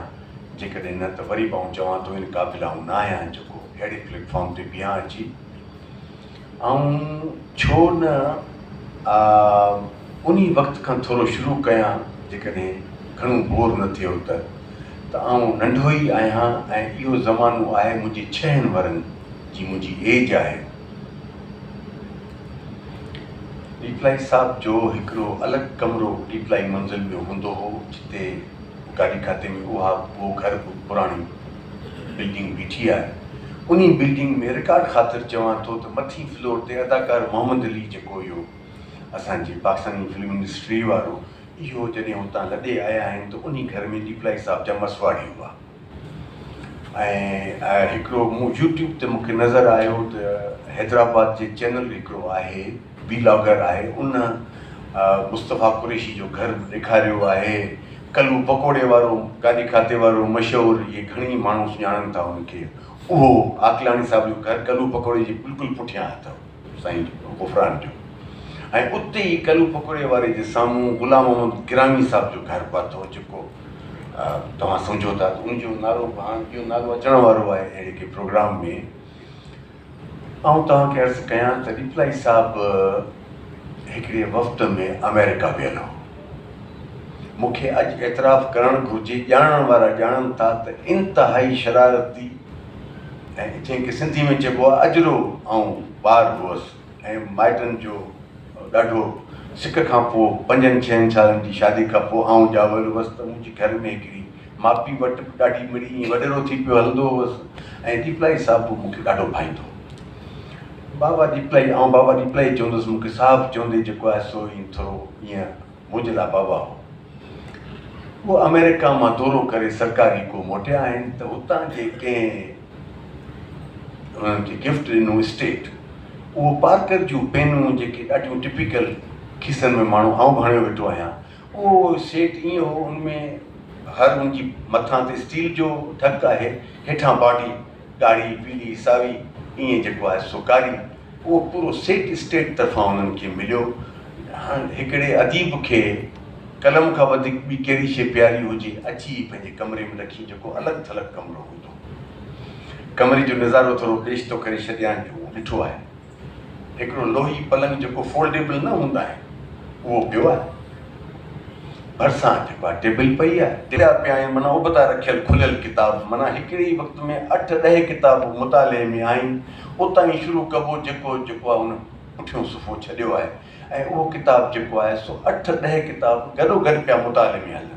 केॾी महिल हू पढ़िजे पियो, केॾी महिल हू पढ़िजे पियो, मूड मुताबिक़, पर 8-10 किताब खट ते हीअं पिया आहिनि। विच में बाबा डीपलाई असांजी लिखण लिखाइण जो मूड थी वञे, उहा टेबल पई आहे। टेबल में पुराणी मुंहिंजे ख़्याल में सिंधालाजी वारे उन में उहा टेबल मौजूदु आहे। जामी साहिबु जेकॾहिं ॾिठी आहे उहा टेबल में मौजूदु आहे, जेको डीपलाई साहिब जे इस्तेमाल में हूंदी हुई, जेको हुननि जो ठहियलु आहे कैबिन।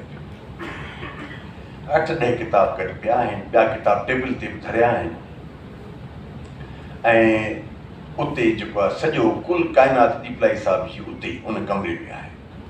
आउं 5-6 सालनि जो आहियां, शरारती ॿार आउं तस्लीम करे वेठुसि, मूं नुक़सान कया रिप्लाई साहब जा, अलाह मूंखे माफ़ी करे त बहितर आहे।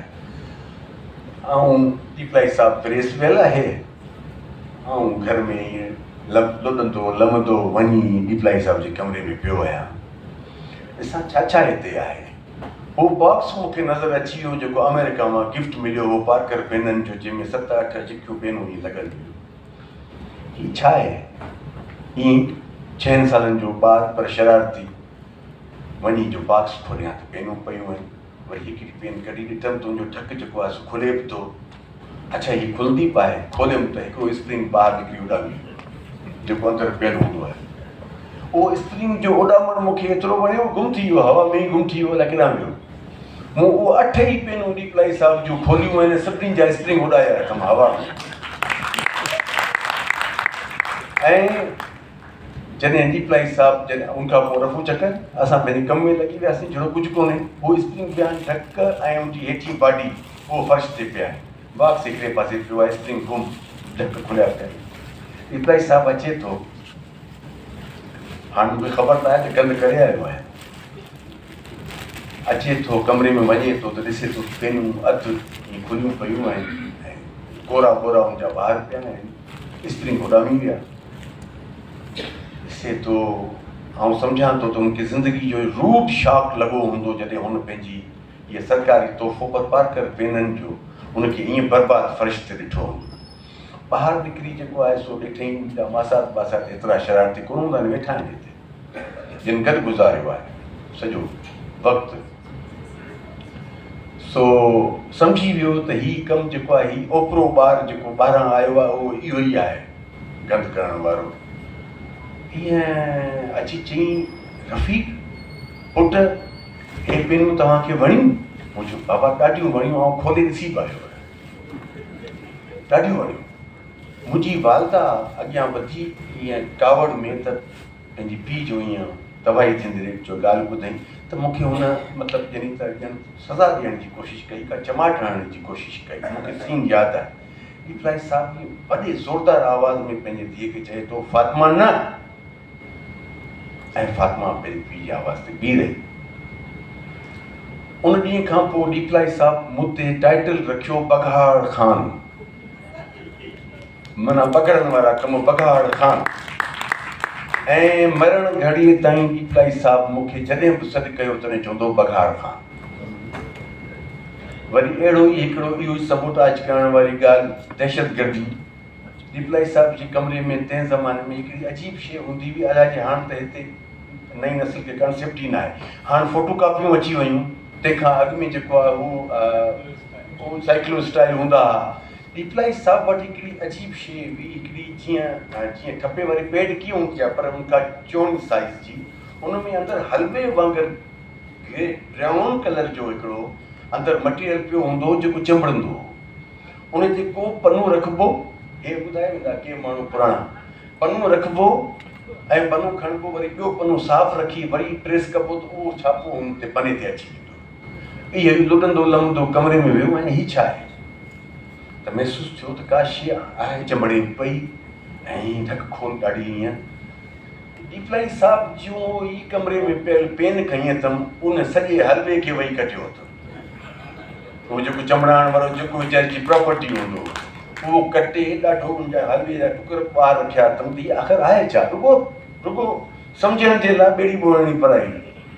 मूं इहो कमु बि कयो, जी सही न। हा, उनखां पोइ उहो ई आउं बघाड़ ख़ान पंहिंजे घर में मशहूरु थियसि। रिप्लाई साहब मूंखे टाइटल ॾेई छॾियो त हीउ जेको नुक़सानु थिए उहो करिणो आहे, हीअ आयल आहे त माना हिन नुक़सानु इहो कयो आहे। मूंखे उहो ॾींहुं कोन विसरंदो जो रिप्लाई साहब जे कमरे में मूं रिप्लाई साहब खे मुस्ले ते वेठे ॾिठो आहे, बिल्कुलु ॾिठो आहे।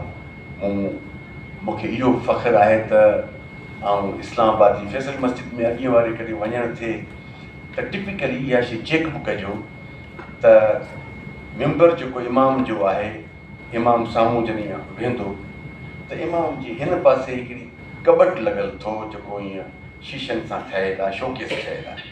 उन में लिखियो पियो आहे क़ुर शरीफ़ जा तर्जुमा मुख़्तलिफ़ ज़ुबानुनि में। अल्हम्दुलिल्लाह आउं उन माण्हू जो औलाद आहियां, ॿियो बि औलाद वेठो आहे। उते जेको ऑफिशियल तर्जुमो जेको फैसल मस्जिद खे दावा अकेडमी क़ाइद आज़म यूनिवर्सिटी जो हिसो आहे शायदि, उन्हनि जेको तर्जुमो छापियो आहे उहो डिप्लाई साहिब जो सिंधी तर्जुमो आहे जेको हुते लॻल आहे।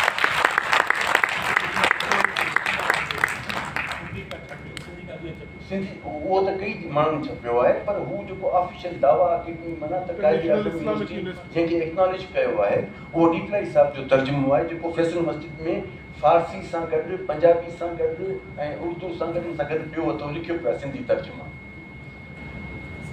ऐं असांखे फ़ख़्रु आहे त अलाह साईं असांखे उन रत मां पैदा कयो।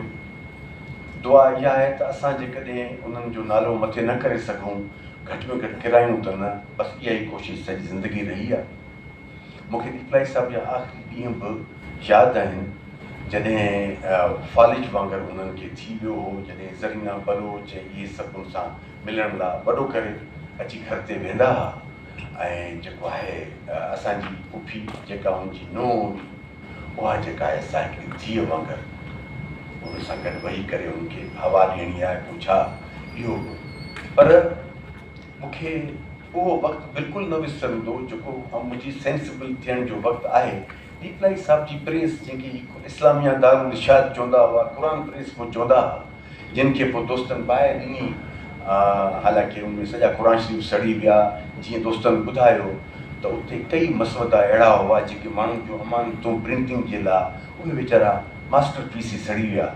उन प्रेस में जेको गोल्ड बिल्डिंग खां अंदरि अचिबो 2 वर्ड्स वारी पे रोड जे, त उते इस्लामिया दारुल इरशाद ऐं क़ुरान प्रेस, उतां ई सिंध टाइम्स बि निकिरंदी हुई, उतां ई ॿिया किताब प्रिंट थींदा। मूंखे यादि आहे त असां पंहिंजे नाने वटि आउं मिलणु ईंदो हुउसि, छो त हुनखे प्यारो ॾाढो हुउसि। ऐं मञा थो या ॻाल्हि हुन मूंखे चाहियो ॾाढो, पंहिंजी ॿिए औलाद खे बि ईअं कोन्हे त पोइ मुंहिंजो ई दावा आहे, पर मुंहिंजी शरारतनि जे करे पोइ इहे टाइटल वाइटल मूंखे मिलिया। मूंखे इहा ख़बर आहे त उन प्रेस ते आउं बाबा सां मिलणु वञा। प्रेस जे फ्रंट वारे जॻह ते त कंपोज़िंग बि थींदी हुई, इहो जेको उन ज़माने में टाइप वारा ऐं टिक टिक वारा इहे लोई चइबा छा कंपोज़िटर वग़ैरह लॻा पिया हूंदा। ऐं ॿिए नंबर जॻह ते, विच वारे जॻह ते हिकिड़ो राइट साइड ते हिकिड़ो चेंबर ठहियलु हो, ग़रीबाणू सरीबाणू, जिते डिप्लाई साहिब टेबल ते वेंदा हुआ। उहा ई चिना केप। ऐं तव्हांखे ड्रेसिंग जो तरीक़ो ॿुधायां थो, डिप्लाई साहिब गर्मियुनि में 99% वाइट कपिड़ा ऐं उनजूं सलवार कमीज़ ते अधु ॿाहूं, जंहिंमें हिते वी कट लॻल हूंदो, उहो उनजो पैटर्न हूंदो हो डिप्लाई साहिब जो। जिना के पंहिंजी थुली ऐनक ऐं पोइ आख़िर में लॻण भत में उते वञी वेहंदा हुआ। ऐं उनजे भरिसां कैफ़े राहत हूंदी, बिल्कुलु लॻोलॻ कैफ़े राहत हूंदी। सही, फिरदौस त हुते साम्हूं, फिरदौस जे साम्हूं हूंदी, हीअ राहत हूंदी। फिरदौस हूंदी हुई, फिरदौस सिनेमा जे साम्हूं डिप्लाई साहिब जे घर जी कुंड ते राहत, उते कैफ़े राहत हूंदी हुई। असांजी लालच इहा हूंदी डिप्लाई साहिब सां मुलाक़ात थिए न थिए, को असांखे पेटीज़ खाराए, चांहि त पीआरे हिन राहत जी। ऐं असां जेको अञा बि आहे उहा, जेकॾहिं आहे त उहा वॾी यादगार शइ आहे, 50 सालनि जी हिस्ट्री आहे उनजी घटि में घटि। अॼु बि तव्हां राहत ते वेंदो, जेकॾहिं ज़मानो त अॼुकल्ह मिलावट जो आहे, पर हुनजा पेटीज़ एॾा सुठा हूंदा हुआ ऐं चांहि एॾी सुहिणी ठहंदी हुई जो असां डिप्लाई साहिब वटि जेको आहे सो प्रेस ते वञी किरण जो मतिलबु आहे घर छॾे त माना पेटीज़ मिलंदा। ऐं हुन पंहिंजी गुरबत जे ज़माने में असां सां इहा रीत न टोड़ी साईं। मूंखे हुनजे घर जी ख़बर आहे, ऐं अखियुनि ॾिठो शाहिद आहियां। मूं डिप्लाई साहिब खे हमेशह सम्झो ईअं त गुरबत जे हिसाब सां ई ॾिठो। मूं हुनजे घर में ख़ुशहाली तॾहिं ॾिठी जॾहिं 1979 में मुंहिंजो मामू, मुंहिंजो सहुरो ऐं डिप्लाई साहिब जो वॾो पुटु मोहम्मद अली, उहो जॾहिं सऊदिया में वियो ऐं अची जॾहिं वापसि पहुतो, तॾहिं घर में मूं कुझु ख़ुशहाली ॾिठी आहे, जेका 2 साल डिप्लाई साहिब बि ॾिठी।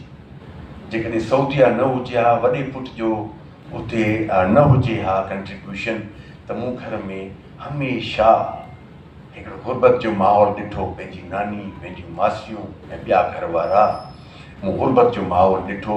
मूं छापनि में छापा लॻंदा हुआ घर ते किताब ज़ब्त करण जे लाइ, जॾहिं छापा लॻंदा हुआ तॾहिं डिप्लाई साहिब जी जेका माड़ी हूंदी हुई उन माड़ी जे मथां मोहम्मद अली वारा रहंदा हुआ। उन माड़ी में जेको सम्झो मेसनाइन टाइप जंहिंखे अॼुकल्ह पाण चऊं था फ्लोर, अहिड़ी माड़ी हूंदी हुई। उन माड़ी जो हिकिड़ो अंदरि ॿियो कमिरो हूंदो हो वाशरूम टाइप। मूं डीपलाई साहिब जा किताब पंहिंजी नानीअ खे ऐं पंहिंजनि मासियुनि खे उते छापे दौरान लिकाईंदे ॾिठो आहे, जेके किताब ज़ब्त थींदा हुआ। शेखुल मशाइख इनकलाबी ईरान डीपलाई साहिब जो बाबा जो आख़िरी किताब हो, जंहिंखां पोइ 1979 में उहो आयो इनकलाब खां पोइ। उहो किताब ज़ब्त त साईं शेखुल मशाइख त बिल्कुलु ई ज़ब्त, ऐं ॿिया कई किताब जेके अञा ताईं उहो कानून अलहमदुलिल्लाह एतिरो हाणे इन्फोर्स नथो थिए, पर उन ज़माने में मार्शल आर्ट्स में हेॾां होॾां तो ॾाढो सख़्ती सां इन्फोर्स थींदो। ऐं उन्हनि किताबनि खे इंक्लूडिंग क़ुरान शरीफ़ जा पारो पारो पारो अलॻि छपियल हो, जेको मौलवी अहमद मलाह जो मंज़ूम चइबो आहे, मंज़ूम तर्जुमो हो, जेको पारो पारो अलॻि छपियल हो, जंहिंजो पीलो हुनजो जुल्द हूंदो हो, मूंखे चिटो यादि आहे। उहे बि जेको आहे ख़तरे में त खजी न वञनि, उहो बि उन किताबनि सां मूं डंप थींदो ॾिठो आहे, ऐं जेके कई वरह मूं हुते ॾिठा आहिनि। सो इहे सभु कहाणियूं गुरबत ऐं उन जे बावजूदि बि मुंहं ते मुश्क, असांजा राहत वारा पेटीस चालू ऐं चांहि बि चालू, अलहमदुलिल्लाह असांजूं ख़र्चियूं इहे पोटियूं वेठियूं आहिनि, इहे तव्हांखे ॿुधाए सघनि थियूं त हुननि पंहिंजे पीउ खे कीअं ॾिठो आहे ॾाढे। ऐं मुंहिंजा मासात वेठा आहिनि हिते, सूरया सूर जो तव्हांखे ॿुधायो औलाद वेठो आहे, त जिन क़रीब सां ॾिठो आहे। सो इहे सारोड़ियूं आहिनि मूं वटि। ऐं वरी बि इहो अर्ज़ु कयां त असांजी फैमिली खे इहो एज़ाज़ु अलाह जे तरफ़ां ॾिने वॾो आहे त असां उन माण्हू खे अहिड़े प्लेटफॉर्म ते अचूं था त यकीन कयो त असांजी मुआशिरे में इज़त उन माण्हू जे करे आहे, ऐं उन खां पोइ उन ॻोठ जे करे आहे जंहिंजो नालो डीपलो आहे, जंहिंजो नालो हुन बि अमर करे छॾियो, पंहिंजो पाण खे डीपलाई सर आहे। अॼु कई माण्हू उहो डीपलाई जो जेको नालो आहे उहो डीपलाई पुठियां अटैच करण में पंहिंजे नाले जे फ़ख्रु महसूसु था कनि। ऐं हिकिड़ो नालो वठी थो वञा, हे मुंहिंजा वॾा वेठा आहिनि हिते, का शायदि जहिड़ा जिन ॾिठो आहे हुनखे। ऐं तव्हांखे अर्ज़ु कयां, हिकिड़ो असांजो फ़नकार हूंदो हो डीपले जो, मिस्री लंघो, शायदि भई यादि आहे, मिस्री लंघो असांजी शादियुनि ते ॻाइणु ईंदो हो, मुंहिंजी शादी ते बि ॻाइणु आयो हो। पर जॾहिं आहिस्ते आहिस्ते कैसेट्स जो ज़मानो आयो, स्टूडियो में सिंधी फ़नकार ॻाइणु लॻा, तॾहिं जेको आहे उहो ई माण्हू कैसेट ते कीअं लिखिजी आयो, मिस्री डीपलाई। ऐं अहिड़े तरीक़े सां तव्हां ॾिसंदो त कई नंढियुनि ज़ातियुनि जा, जेके आउं नंढी ज़ात चवण लाइ उनजी इंसल्ट महसूसु, पंहिंजी इंसल्ट महसूसु थो कयां, असांजा थरी उन्हनि बि पंहिंजे नाले जे पुठियां डीपलाई इस्तेमालु कयो आहे। ऐं इहो हिकिड़ी अदब शनास क़िस्म जी धरती आहे, जितां अॼु अलाए केतिरा किताब ऐं केतिरो अदब। ऐं तव्हांजो वधीक टाइम कोन थो वठां, जो वधीक क़ीमती माण्हू हिते वेठा आहिनि। पंहिंजे नौजवान, पंहिंजे दोस्त, पंहिंजे साथी जनाब जामी चांडे साहब खे गुज़ारिश थो कयां त हू जनाब उस्मान डीपलाई साहब खे ॻाल्हाए। हिन इंतहाई शानदार प्रोग्राम में मथे वेठल, साम्हूं वेठल सभई दोस्त, असांजूं भेनरूं, जीअं सिंध, जीअं असांजो डीपलाई साहब,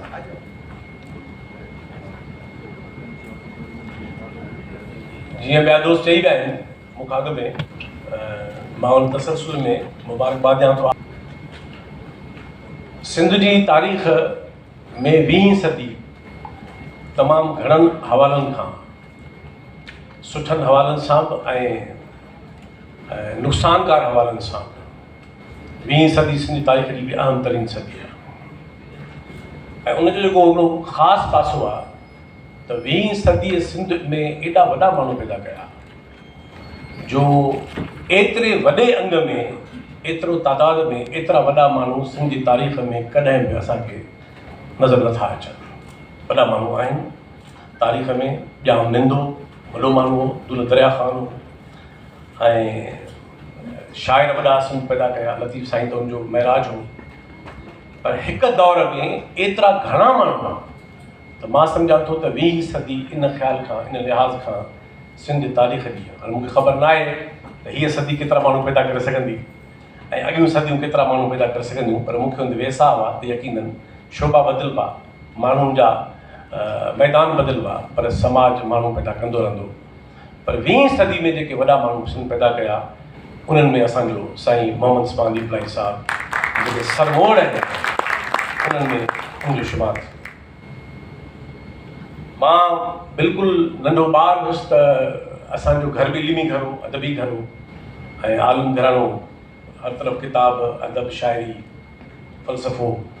त मूं पंहिंजी ॿारोतण में पंहिंजे वालिद साहिब खां जिन माण्हुनि जी सॼो ॾींहुं तारीफ़ ॿुधी ऐं जेको तलक़ीन कंदो रहंदो, हे किताब ज़रूरु पढ़ो, उन्हनि में हिकिड़ो दीपलाई साहिबु हो। ऐं इन ॿारोतण खां हिकिड़ो ज़हन में हिकिड़ो एहतराम, हिकिड़ी मोहबत ऐं हिकिड़ो तसवुरु, पोइ पढ़ियोसीं हुनखे। ऐं जॾहिं शऊर जी वही आई त मूं ॿिनि माण्हुनि खे ऐं उन्हनि ॿिन्ही माण्हुनि सां मुंहिंजी ज़िंदगी जो वॾो सॼो हिसो गॾु गुज़रियो, साईं मोहम्मद इब्राहिम जोयो ऐं रसूल बख्श पलीजो साहिबु। उहे ॿई माण्हू पंहिंजे का बि कचहरी अहिड़ी न हूंदी जंहिंमें दीपलाई साहिब जो ज़िक्र न कंदा हुआ। जोयो साहिबु, हालांकि उमिरि में एॾो फ़र्क़ु न आहे, साईं जोयो साहिब जो जनमु 1915 जो आहे ऐं दीपलाई साहिब जो जनमु 1908 आहे। एॾो फ़र्क़ु न आहे, 98 साल। पर इहे वॾा माण्हू, ईअं वॾा माण्हुनि जा वॾा हूंदा आहिनि त जोयो साहिबु दीपलाई साहिब खे पंहिंजे बुज़ुर्गनि में शुमारु कंदो हो। ऐं मां अचां थो बाद में त जोयो साहिब जो केतिरो असरु रहियो दीपलाई साहिब ते ऐं पलीजो साहिबु। मूंखे यादि आहे हैदराबाद में असां साईं मोहम्मद अली दीपलाई साहिबु ऐं असां गॾिजी साईं दीपलाई साहिब जो हिकिड़ो वॾो शानदार प्रोग्राम मुनक़िद कयो हो।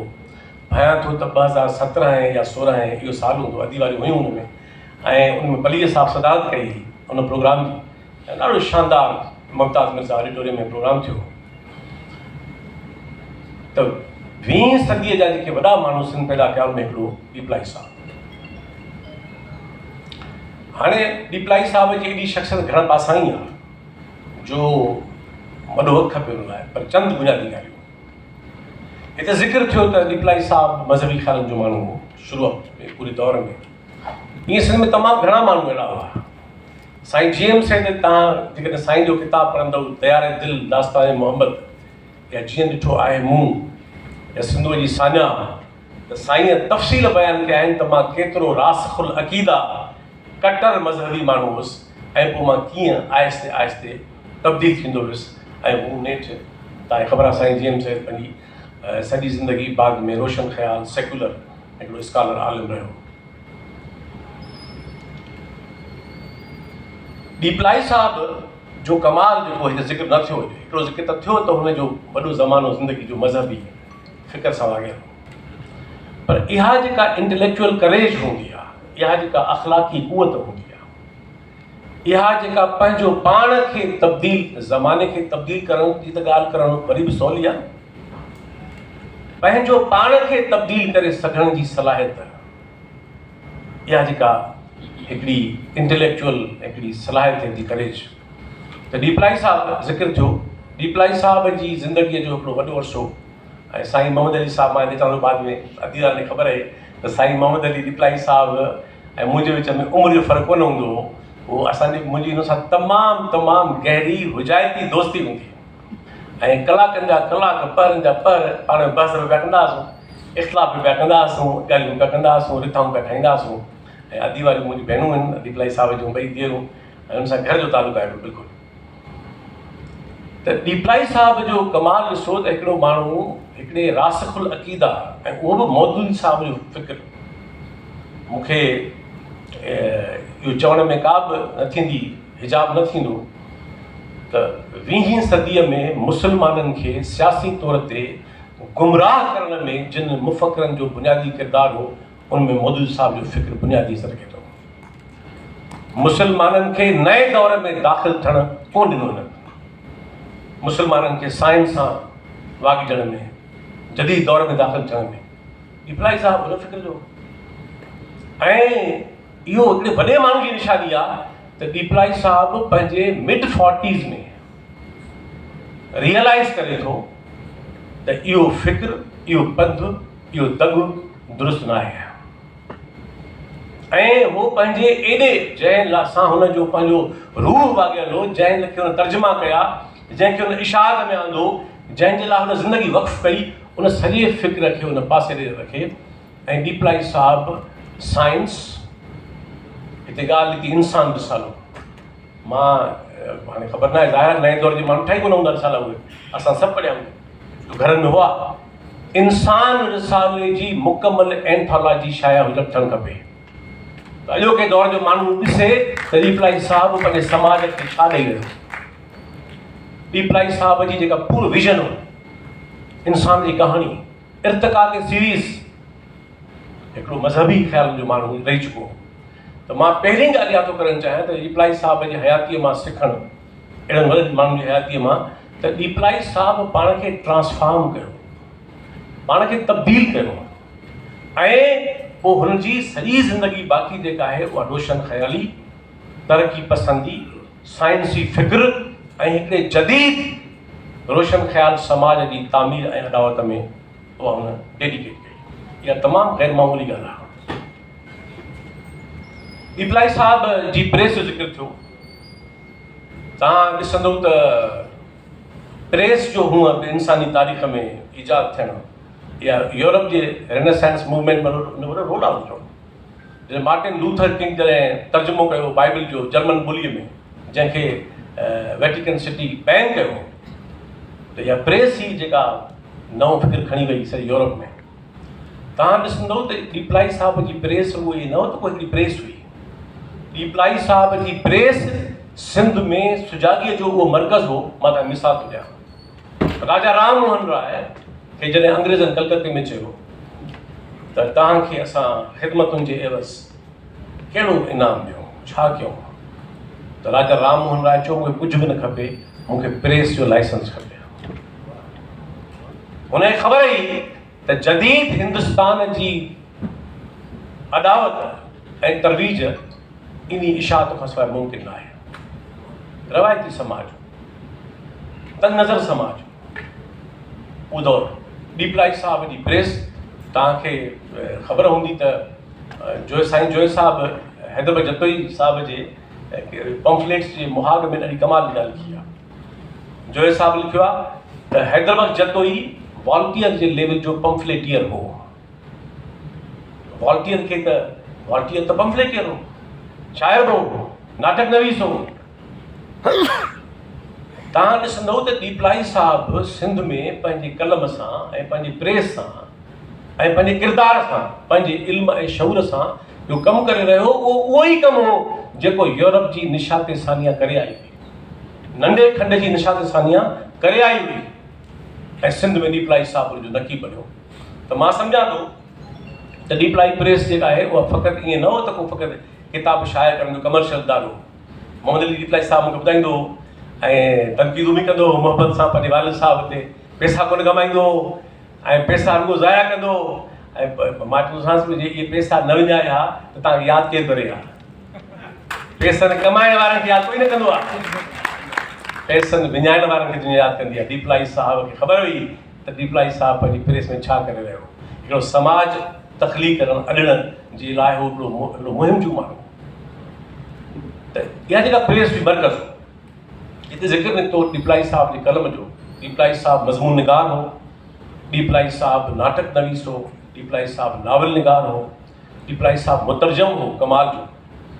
ऐं मूं क़ुरान शरीफ़ जा तर्जुमा तमामु घणा पढ़िया आहिनि, उर्दू में, अंग्रेज़ी में, सिंधी में, पर जेके तर्जुमा निहायत सलीस ऐं निहायत आसान फ़हम, उन्हनि में रिप्लाई साहिब सिंधी में तर्जुमो कमाल तर्जुमो आहे। तव्हां हिकिड़े अणपढ़े माण्हूअ खे बि पढ़ी ॿुधाईंदो त उहो उनजी तशरीह न घुरंदो। एतिरो सादी ॿोलीअ में सादो तर्जुमो ऐं तर्जुमो सिधो आहे। त रिप्लाई साहिब जो कमाल हो। हाणे मां ॿ टे मिसाल ॾियणु चाहियां थो। उहो इंसान मिसाल जो मिसाल ॾिनुमि सवेर। तव्हां तर्जुमा ॾिसो, मज़मून ॾिसो, मौज़ू ॾिसो, त उहो कहिड़ा मुतारिफ़ कराए रहियो। उहा हिकु नए समाज जो सबबु। रिप्लाई साहिब जी कलम में हिकिड़ी कमाल जी ॻाल्हि जेका ज़िक्र थियो हिते, तंज़ ऐं मिज़ाह। रिप्लाई साहिब जो तंज़ हुनजे फ़िक्र जो तर्जुमान हो। पीरनि जे मथां, वॾेरनि जे मथां, अवाम दुश्मन जबर जे मथां, ताक़त जे मथां, अक़ीदे परस्ती जे मथां, अवहाम परस्ती जे मथां, हे सभु रिप्लाई साहिब जा मौज़ू आहिनि। ऐं रिप्लाई साहिब जॾहिं हुनजी तंज़ करे थो, तफ़सीर दोस्त ॿुधाए विया आहिनि ऐं मूं कल्ह पंहिंजो मज़मून रखियो बि आहे पंहिंजे वाल ते, उहो दोस्त ज़रूरु पढ़नि। ॿीपलाई साहिब जो जेको तंज़ ऐं जेको मिज़ाज आहे उनजे अंदरि लिकियलु जेको तफ़कुर आहे उहो हुनजो असुलु हुनजो कमाल आहे। ऐं ॿीपलाई साहिबु कलम खे जीअं इस्तेमालु कयो, ॻाल्हि निकिती मिर्ज़ा कलीज बेग जी। ॿीपलाई साहिबु उन्हनि माण्हुनि मां हुआ जंहिंखे अदीब थियण जो शौक़ु न हो, जंहिंखे इहो लक़ब हासिलु करण जो शौक़ु न हो। त माण्हू मूंखे हू हिकिड़ो मुबलिग हो, हू समाज जो सूंह हो, हू समाज जो ख़ादिम हो। कलम हुनजो अलम हो, हुनजी जिदोजहद हुई, या प्रेस हुनजो। इन करे ॿीपलाई साहिबु उन्हनि माण्हुनि मां हो जिन माण्हुनि जे लाइ कलम फ़क़ति पंहिंजी इनफ़िरादी तशहीर जो मैदान न हूंदो आहे। ॿीपलाई साहिबु हिकिड़ी तहरीक हो, हिकिड़ी मूवमेंट हो। त तव्हां ॾिसंदो त नाटक हाणे जाहिरात ऐं ॿीपलाई साहिब जो जेको भरपूर दौरु आहे उहो दौरु जेको वञण जो दौरु उहो ई दौरु आहे। ऐं हूअ बि जदीद सिंधी अदब जो भरपूर दौरु उहो ई आहे। ऐं हिते मां इहा ॻाल्हि रिकॉर्ड ते रखणु चाहियां थो, ॿ वॾा माण्हू ऐं ॿिन्ही जो ज़िक्र। ॿीपलाई साहिब खे रवायती मज़हबी फ़िक्र मां कढी ऐं तरक़ी पसंदि बणाइण में साईं मोहम्मद इब्राहिम जोए जो बुनियादी किरदारु आहे। ऐं इहो हूअं बि असां ॻाल्हायो पिया अदब सां, त मां त चवंदो आहियां त असां सभु आले इब्राहिम आहियूं। शेख हयास जे पोयां मोहम्मद इब्राहिम जोयो, साईं GM सैद जा सभु किताब एडिट कंदड़ मोहम्मद इब्राहिम जोयो, ॿीपलाई साहिब खे जदीद दुनिया ॾांहुं राग़िब कंदड़ इब्राहिम जोयो साहिबु। रसूबश पली जो चवंदो हो, जेकॾहिं मुंहिंजो उस्ताद सिंध मदरसे में मोहम्मद इब्राहिम जोयो न हुजे हा त मां रिवायती मुल्लो हुजां। असांजी नसुल ताईं त इन करे इहो हिकु आले इब्राहिम आहे जोए साहिब जो ग़ैर मामूली किरदारु आहे। हिन हाल में असां काफ़ी दफ़ा प्रोग्राम थी चुको आहे हुते, पर जोए साहिब वरी थियणु खपनि। त मां सम्झां थो त मोहम्मद इस्मान ॿीपलाई खे जॾहिं असां ट्रिब्यूट था ॾियूं, जॾहिं यादि था कयूं, जॾहिं हुनजी अज़मत जा गुण ॻायूं था, त असांखे सम्झणु खपे त हू हिकिड़ो तहरीक जो नालो। ऐं अॼोके दौर जो नौजवान नसुल, अॼोको दौर, असांजा ॿार, असांजे ॿारनि जो नसुल, असां पाण अहिड़नि वॾनि माण्हुनि मां छा सिखिजे। मां सम्झां थो त जेका ॿीपलाई साहिब जी कमिटमेंट आहे, ऐं जॾहिं मां कमिटमेंट चवां थो त बहादुरी बि हुनजो हिसो आहे, रिस्क खणण बि हुनजो हिसो आहे, जुरत जो इज़हार करणु हुनजो हिसो आहे, ऐं ज़िंदगी पल पल पंहिंजे मक़सद सां ॻंढिजी ॻोतिजी वागजी गुज़ारणु, इहो फ़क़ति के अहिड़ा माण्हू ई करे सघनि था जिन माण्हुनि खे जुनून हूंदो आहे पंहिंजे समाज खे तब्दील करण जो। ॿीपलाई साहिबु उहो लतीफ़ साईं जो हिकिड़ो बैत आहे त ऐं ॿीपलाई साहिबु पाण लतीफ़ साईं जो आशिक़ हो। त ॿीपलाई फैमिली में मूंखे वणंदी आहे। असां शायदि वेठो आहे, असां हे जेके ॿीपलाई फैमिली जा घणा फ़र्द जेके असांजी जनरेशन जा मुंहिंजा दोस्त आहिनि, छाकाणि त पिटारो कैडेट कॉलेज मां असां सभु गॾु पढ़िया आहियूं। काज़ी शायदि सां सीनियर हो। ऐं मूंखे यादि आहे हैदराबाद में अमा फातिमा ज़ुहरा जी किताब थी जेका हुनजी आत्मकथा हुई, त मां बि तव्हां सां शामिलु हुयुसि। लतीफ़ साईं हिननि जे घर जी रिवायत रही आहे। त मां लतीफ़ साईं जो हे बैत, जेका हीअ ॻाल्हि त हिकिड़ो मुजाहिद इंसानु हो।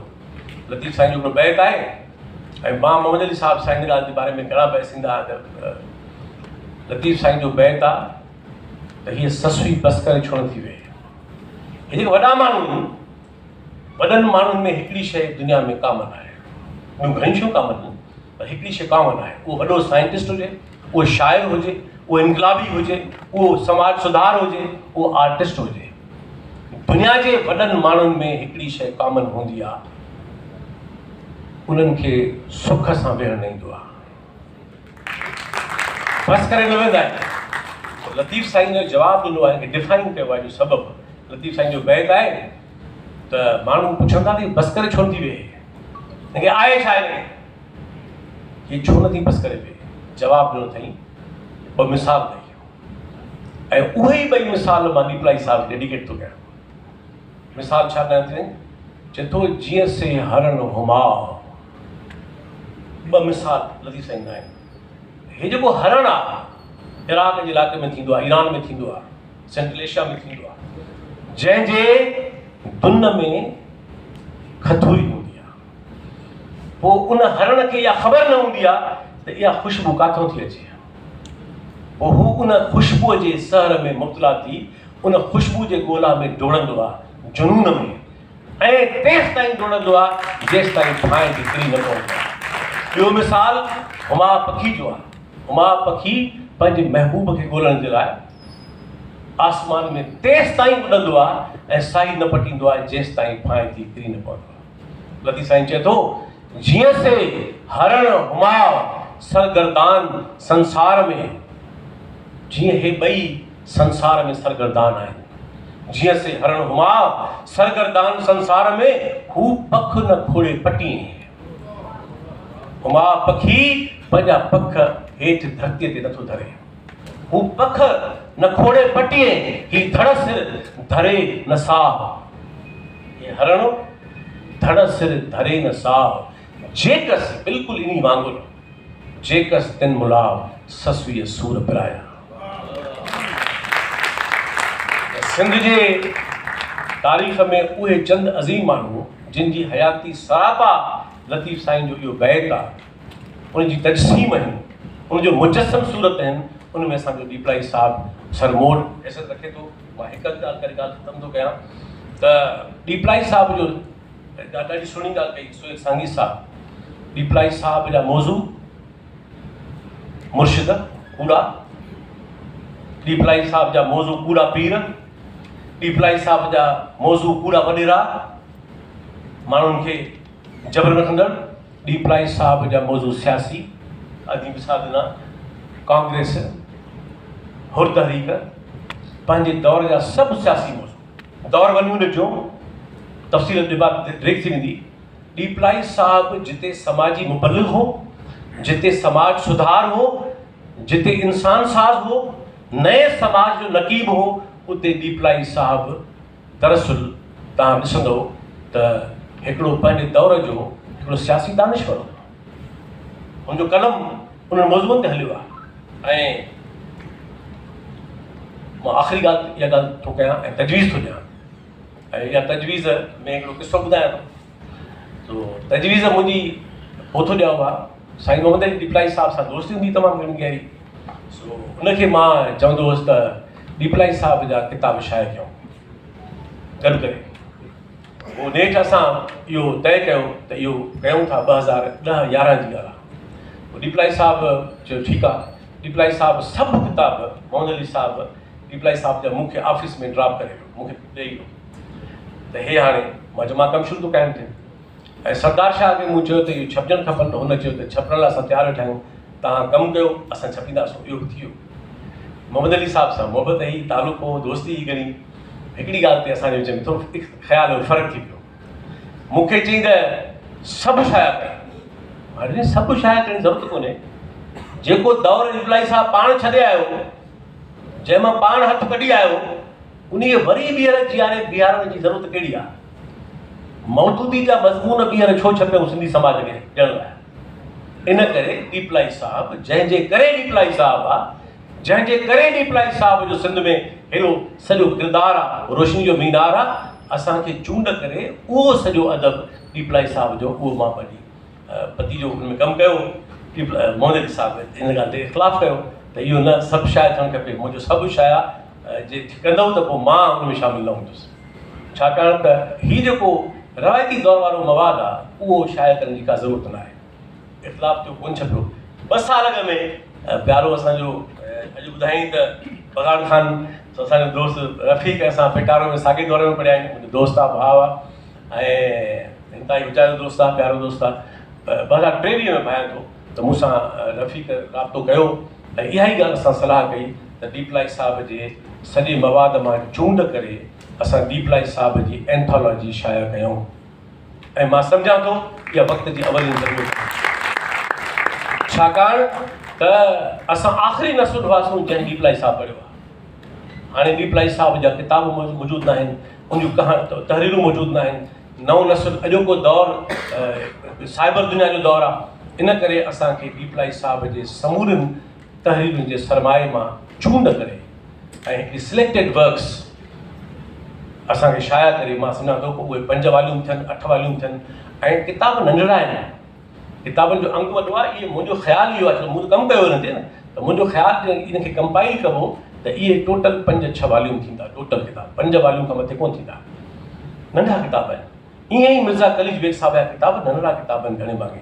त मां सम्झां थो त असां ते रुगो ख़ानदान ते फ़र्ज़ु न आहे, असां ते फ़र्ज़ु आहे, अॼोके दौर ते फ़र्ज़ु आहे त डीपलाई साहिब जा इहे सभई किताब चूंड करे इहे शाया थियणु खपनि त जीअं अॼोको दौर ऐं इहा शइ इन करे बि ज़रूरी आहे जो अॼोके दौर में हीअ जेका सॼी दुनिया मार्केट थी वई आहे, दुनिया मंडी थी वई आहे, हर शइ खे कॉर्पोरेट अख सां थो माण्हू ॾिसे, हर शइ मुल्हाइती थी वई आहे, हर शइ जी मुल्ह आहे। अहिड़े दौर में हेॾे क़दुरु आहिनि, इश्क क़दुरु आहे, कमिटमेंट क़दुरु आहे, आदर्श क़दुरु आहिनि, क़ुर्बानी क़दुरु आहे, वठणु न ॾियणु क़दुरु आहे।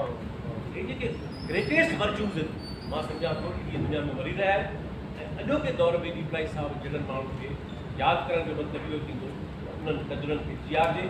मां दीप साईं जे हिन बैठक खे ॼाणणु कयां डीपलाई साहिब बिल्कुलु अहिड़े क़िस्म जो ई किरदारु आहे, अफ़सोस असां कोन ॾिठो।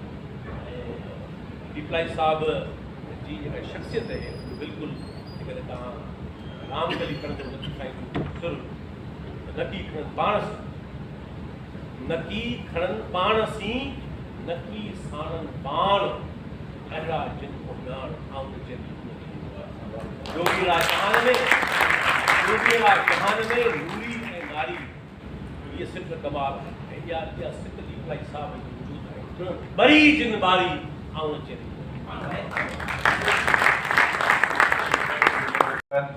सिंध जे नामियारे अदीब ऐं शाइर, नावलिस्ट, कहाणीकार, एडिटर ऐं सहाफ़ी जनाब मदद अली सिंधी साहब खे गुज़ारिश त हू पंहिंजे ख़्याल में सिखियासीं। असांजो घर ऐं डीपलाई साहिब जी क़ुरान प्रेस तमामु वेझो हूंदा हुआ ऐं हुनजो फर्ज़ंद जेको अब्दुरहमान डीपलाई मुंहिंजो भाउ बड़े मुमताज़ कुरैशी स्कूल में पढ़ंदो हो त इंसान रिसाले जा पर्चा बाक़ाइदे असांजे घर में ईंदा हुआ ऐं असां उतां पढ़ी सिखियासीं त जागीरदारी निज़ाम जे ख़िलाफ़ु, पीर परस्ती जे ख़िलाफ़ु इहा दुई दुखण वारो डीपलाई साहिब हो जंहिं सिंध में आउं हिकिड़ो तव्हांखे मिसाल ॿुधाईंदो वञा त हू हिकिड़ो कामयाबु पब्लिशर बि हो। मूंखे ॿुधाईं त मुंहिंजा ॿ टे हज़ार सालियाना ख़रीदार आहिनि। आउं जेको बि किताबु छपाईंदो आहियां मुंहिंजा सालियाना ख़रीदार आहिनि ऐं हू चौपड़ियूं छपाईंदो हो, 60 सौ जी चौपड़ी, क़ीमत 50 पैसा, उन में 8 आना हूंदा हुआ या रुपयो, वधीक हू कोन रखंदो हो क़ीमत। हाणे हिकिड़े ॾुकार जो ज़िक्र थियो त वणियूं जॾहिं ठही रहियो हो उन ॾींहुं 11 अक्टूबर 1954 ते सिंधी सिंधालजी में इहा अख़बार पई अथव इबरत वीकली जी। उन में टाइटल ते लिखियो अथसि, फारसी हिकिड़ो शइ लिखियो अथसि त सिंध विकी अथव पर ॾाढी सस्ती विकी अथव। उनजे एवज़ डीपलाई साहिब खे गिरफ़्तारी ॾियणी पई ऐं अख़बार बंदि थी वई। 58 में उहा अख़बार कादी साहिबनि खे विकिणी छॾी, पर हुन उहो सिलसिलो बंदि न कयो, उहो सिलसिलो जारी रखियईं। आउं हिकिड़ी ॻाल्हि कंदो आहियां, मूं इहा बरमला केतिरनि ब्यूरोक्रेट्स ऐं MPs ऐं मिनिस्टर अॻियां ॻाल्हि कई आहे त जेकॾहिं सिंधी अदीब ऐं सिंधी क़ौमी कारकुन वॾी वॾे ख़िलाफ़ु बुख हड़ताल न कंदा त अॼु ॾींहुं तव्हांखे हिकिड़ो बि सिंधी सेक्रेटरी या सिंधी वज़ीर तव्हांखे न मिलिया। इहा क्रेडिट उन्हनि माण्हुनि खे आहे जिन वॾे वॾे ख़िलाफ़ु दिलि हुजे। अचो त तव्हांखे ॿुधायूं 1937 में सिंध बम्बई खां आज़ादु थी। IG सिंध जो पहिरियों थियो आहे 1983 में बशीर अहमद सिद्दीकी। होम सेक्रेटरी जेको पहिरियों थियो आहे 1985 में अब्दुल्ला मेमन। चीफ सेक्रेटरी जेको थियो आहे अब्दुल करीम लोधी खे बि सिंधी सम्झां थो। अब्दुल करीम लोधी ॿियो नंबर कले बख़्श हिंद। इहा असांजी हालत हुई। कमिश्नर जी ॻाल्हि न करियो, हिकिड़ो कमिश्नर मसूर हसन, ॿियो दरबार अली शाह खैरपुर में, कराची में GA मदनी। मजाला को कमिश्नर हुजे, मजाला जो डिप्टी कमिश्नर हिकिड़ो उस्मान अली साणी। इहे ख़िदमतूं उन्हनि माण्हुनि जूं आहिनि। उस्मान डीपलाई जी आहे, इब्राहिम जोए जी आहे, मौलाना ग्रामी जी आहे, इब्न हयात पवर जी आहे, साईं जेम्स जी आहे, रसूल बख्श पलीजी जी आहे, जिनजे करे अॼु सिंध में चीफ सेक्रेटरी, ब्यूरोक्रेट, MPs ही मिनिस्टर जेके थियो वेठा आहिनि। किथे हुआ साईं सिंधी वज़ीर? वणियूं जे ख़िलाफ़ु 4 वोट जेके आहिनि हैदराबाद में फ़क़ति वणियूं जे ख़िलाफ़ु 4 ॾियण वारा केरु हुआ? ख़ैर पंहिंजो गुलाम मुस्तफ़ा बुरगड़ी, पीर इलाही बख्श, शेख खुर्शीद अहमद, अब्दुल हमीद खान जतोई। अल्लाह अल्लाह ख़ैर सलाह ये सभु जेके पोटा पड़पोटा असेंबली में वेठा आहिनि तिन सभिनी वञी उन हमायत में वोट न हो सिंध ख़तमु। ऐं 70 में आउं बरमला थो चवां इहो क्रेडिट उन्हनि माण्हुनि खे आहे, शेख हयास खे आहे। साईं तव्हां तसवुरु त करो सी क्लास जेल काटण को सवलो आहे छा? जेल में आउं रही आहियां हुया, हिकु दफ़ो जेल जी मानी खाओ त सॼी ज़िंदगी तव्हांखे पेट जी बीमारी हूंदी। सी क्लास जो कैद काटणु तमामु ॾुखियो हो। 8 महीना शेख हयास सी क्लास में, 3 महीना साहिवाल जेल जो उहो कैद खानो ॾिसी आयो आहे। ऐं जॾहिं वफ़ाक़ी वरी हुयुसि त मां गिणी वियुसि कैद खाने में, ॾिठो वञी इंतिहाई ख़ौफ़नाक कोठड़ी। 65 में शेख हयास जेल में। साईं हिननि माण्हुनि जूं ख़िदमतूं ॾिसो न, हिननि माण्हुनि कॾहिं इहो सोचियो ई कोन त सुभाणे हीअ जेका सिंध जेका आहे असां वरी हुन खां टुटंदी ऐं असांजो माण्हू ईअं जेको आहे सो वरी जेको आहे सो बुख ऐं बेरोज़गारी में हूंदो। क्रेडिट हुन माण्हुनि खे डीपलाई साहिब जी ख़िदमतूं इंतिहाई लाज़वाल आहिनि। हुनखे जेतिरो बि यादि कजे उहो घटि आहे। उन जूं शयूं केरु छपराईंदो? आउं इदारे जो नालो कोन थो वठां, इदारे जो नालो थो वठां त हुननि खे तमामु तकलीफ़ थी थिए। साईं ठीकु आहे, तव्हां गॾु करियो, पर इंसान जा पर्चा छपजणु खपनि, उनजा समूरा जेके आहिनि से नाटक छपजणु खपनि। इहो केरु कंदो? असांजा ब्यूरोक्रेट हिते वेठा आहिनि। अव्हांखे खपे त हुन इदारनि खे चओ त बाबा ही छो था छपे इहे शयूं? कंहिंजी 15-17 करोड़ त कंहिंजी 15-15 करोड़। अॻे त पैसा कोन मिलंदा हुआ। डीपलाई साहिब त वीचारो पंहिंजे ख़र्चे ते किताब छपराईंदो हो। GM सर 1950 में जॾहिं पैगाम लतीफ़ छपराया विया डीपलाई साहिब खां पंहिंजे ख़र्च ते, शेख हयात पंहिंजा किताब पंहिंजनि ख़र्चनि ते छपराईंदो हो। त इहे अहिड़ियूं शयूं आहिनि जिते जेतिरो ॻाल्हाए घटि आहे। ऐं असां हीउ सिलसिलो इन करे शुरू कयो आहे त हैदराबाद में अदबी सरगर्मियूं ख़तमु आहिनि। असां उन्हनि माण्हुनि खे यादि पिया करियूं जिन पंहिंजी ज़िंदगी सिंध लाइ सर्फ कई। असां अॻे दफ़े कामरेड इब्न हयात मां हुन लाइ मल्हायो, जेके कॾहिं को यादि बि कोन कंदो आहे। 70-69 में हुन नौकिरी छॾे बुख हड़ताल कई मनियूं जे ख़िलाफ़ु। अहिड़ा माण्हू जेके आहिनि सो हमेशह यादि कजनि। शायदि डीपलाई साहिब जेका तहरीक हलाई उनजे नतीजे में शेख हयात लिखियो, अॼु लाल लहू जे सर्ग मथे थी मुंहिंजी धरती रक़्स करे, मूं हेठि थिया गद्दारनि जा बेशर्म वॾेरनि पीरनि जा।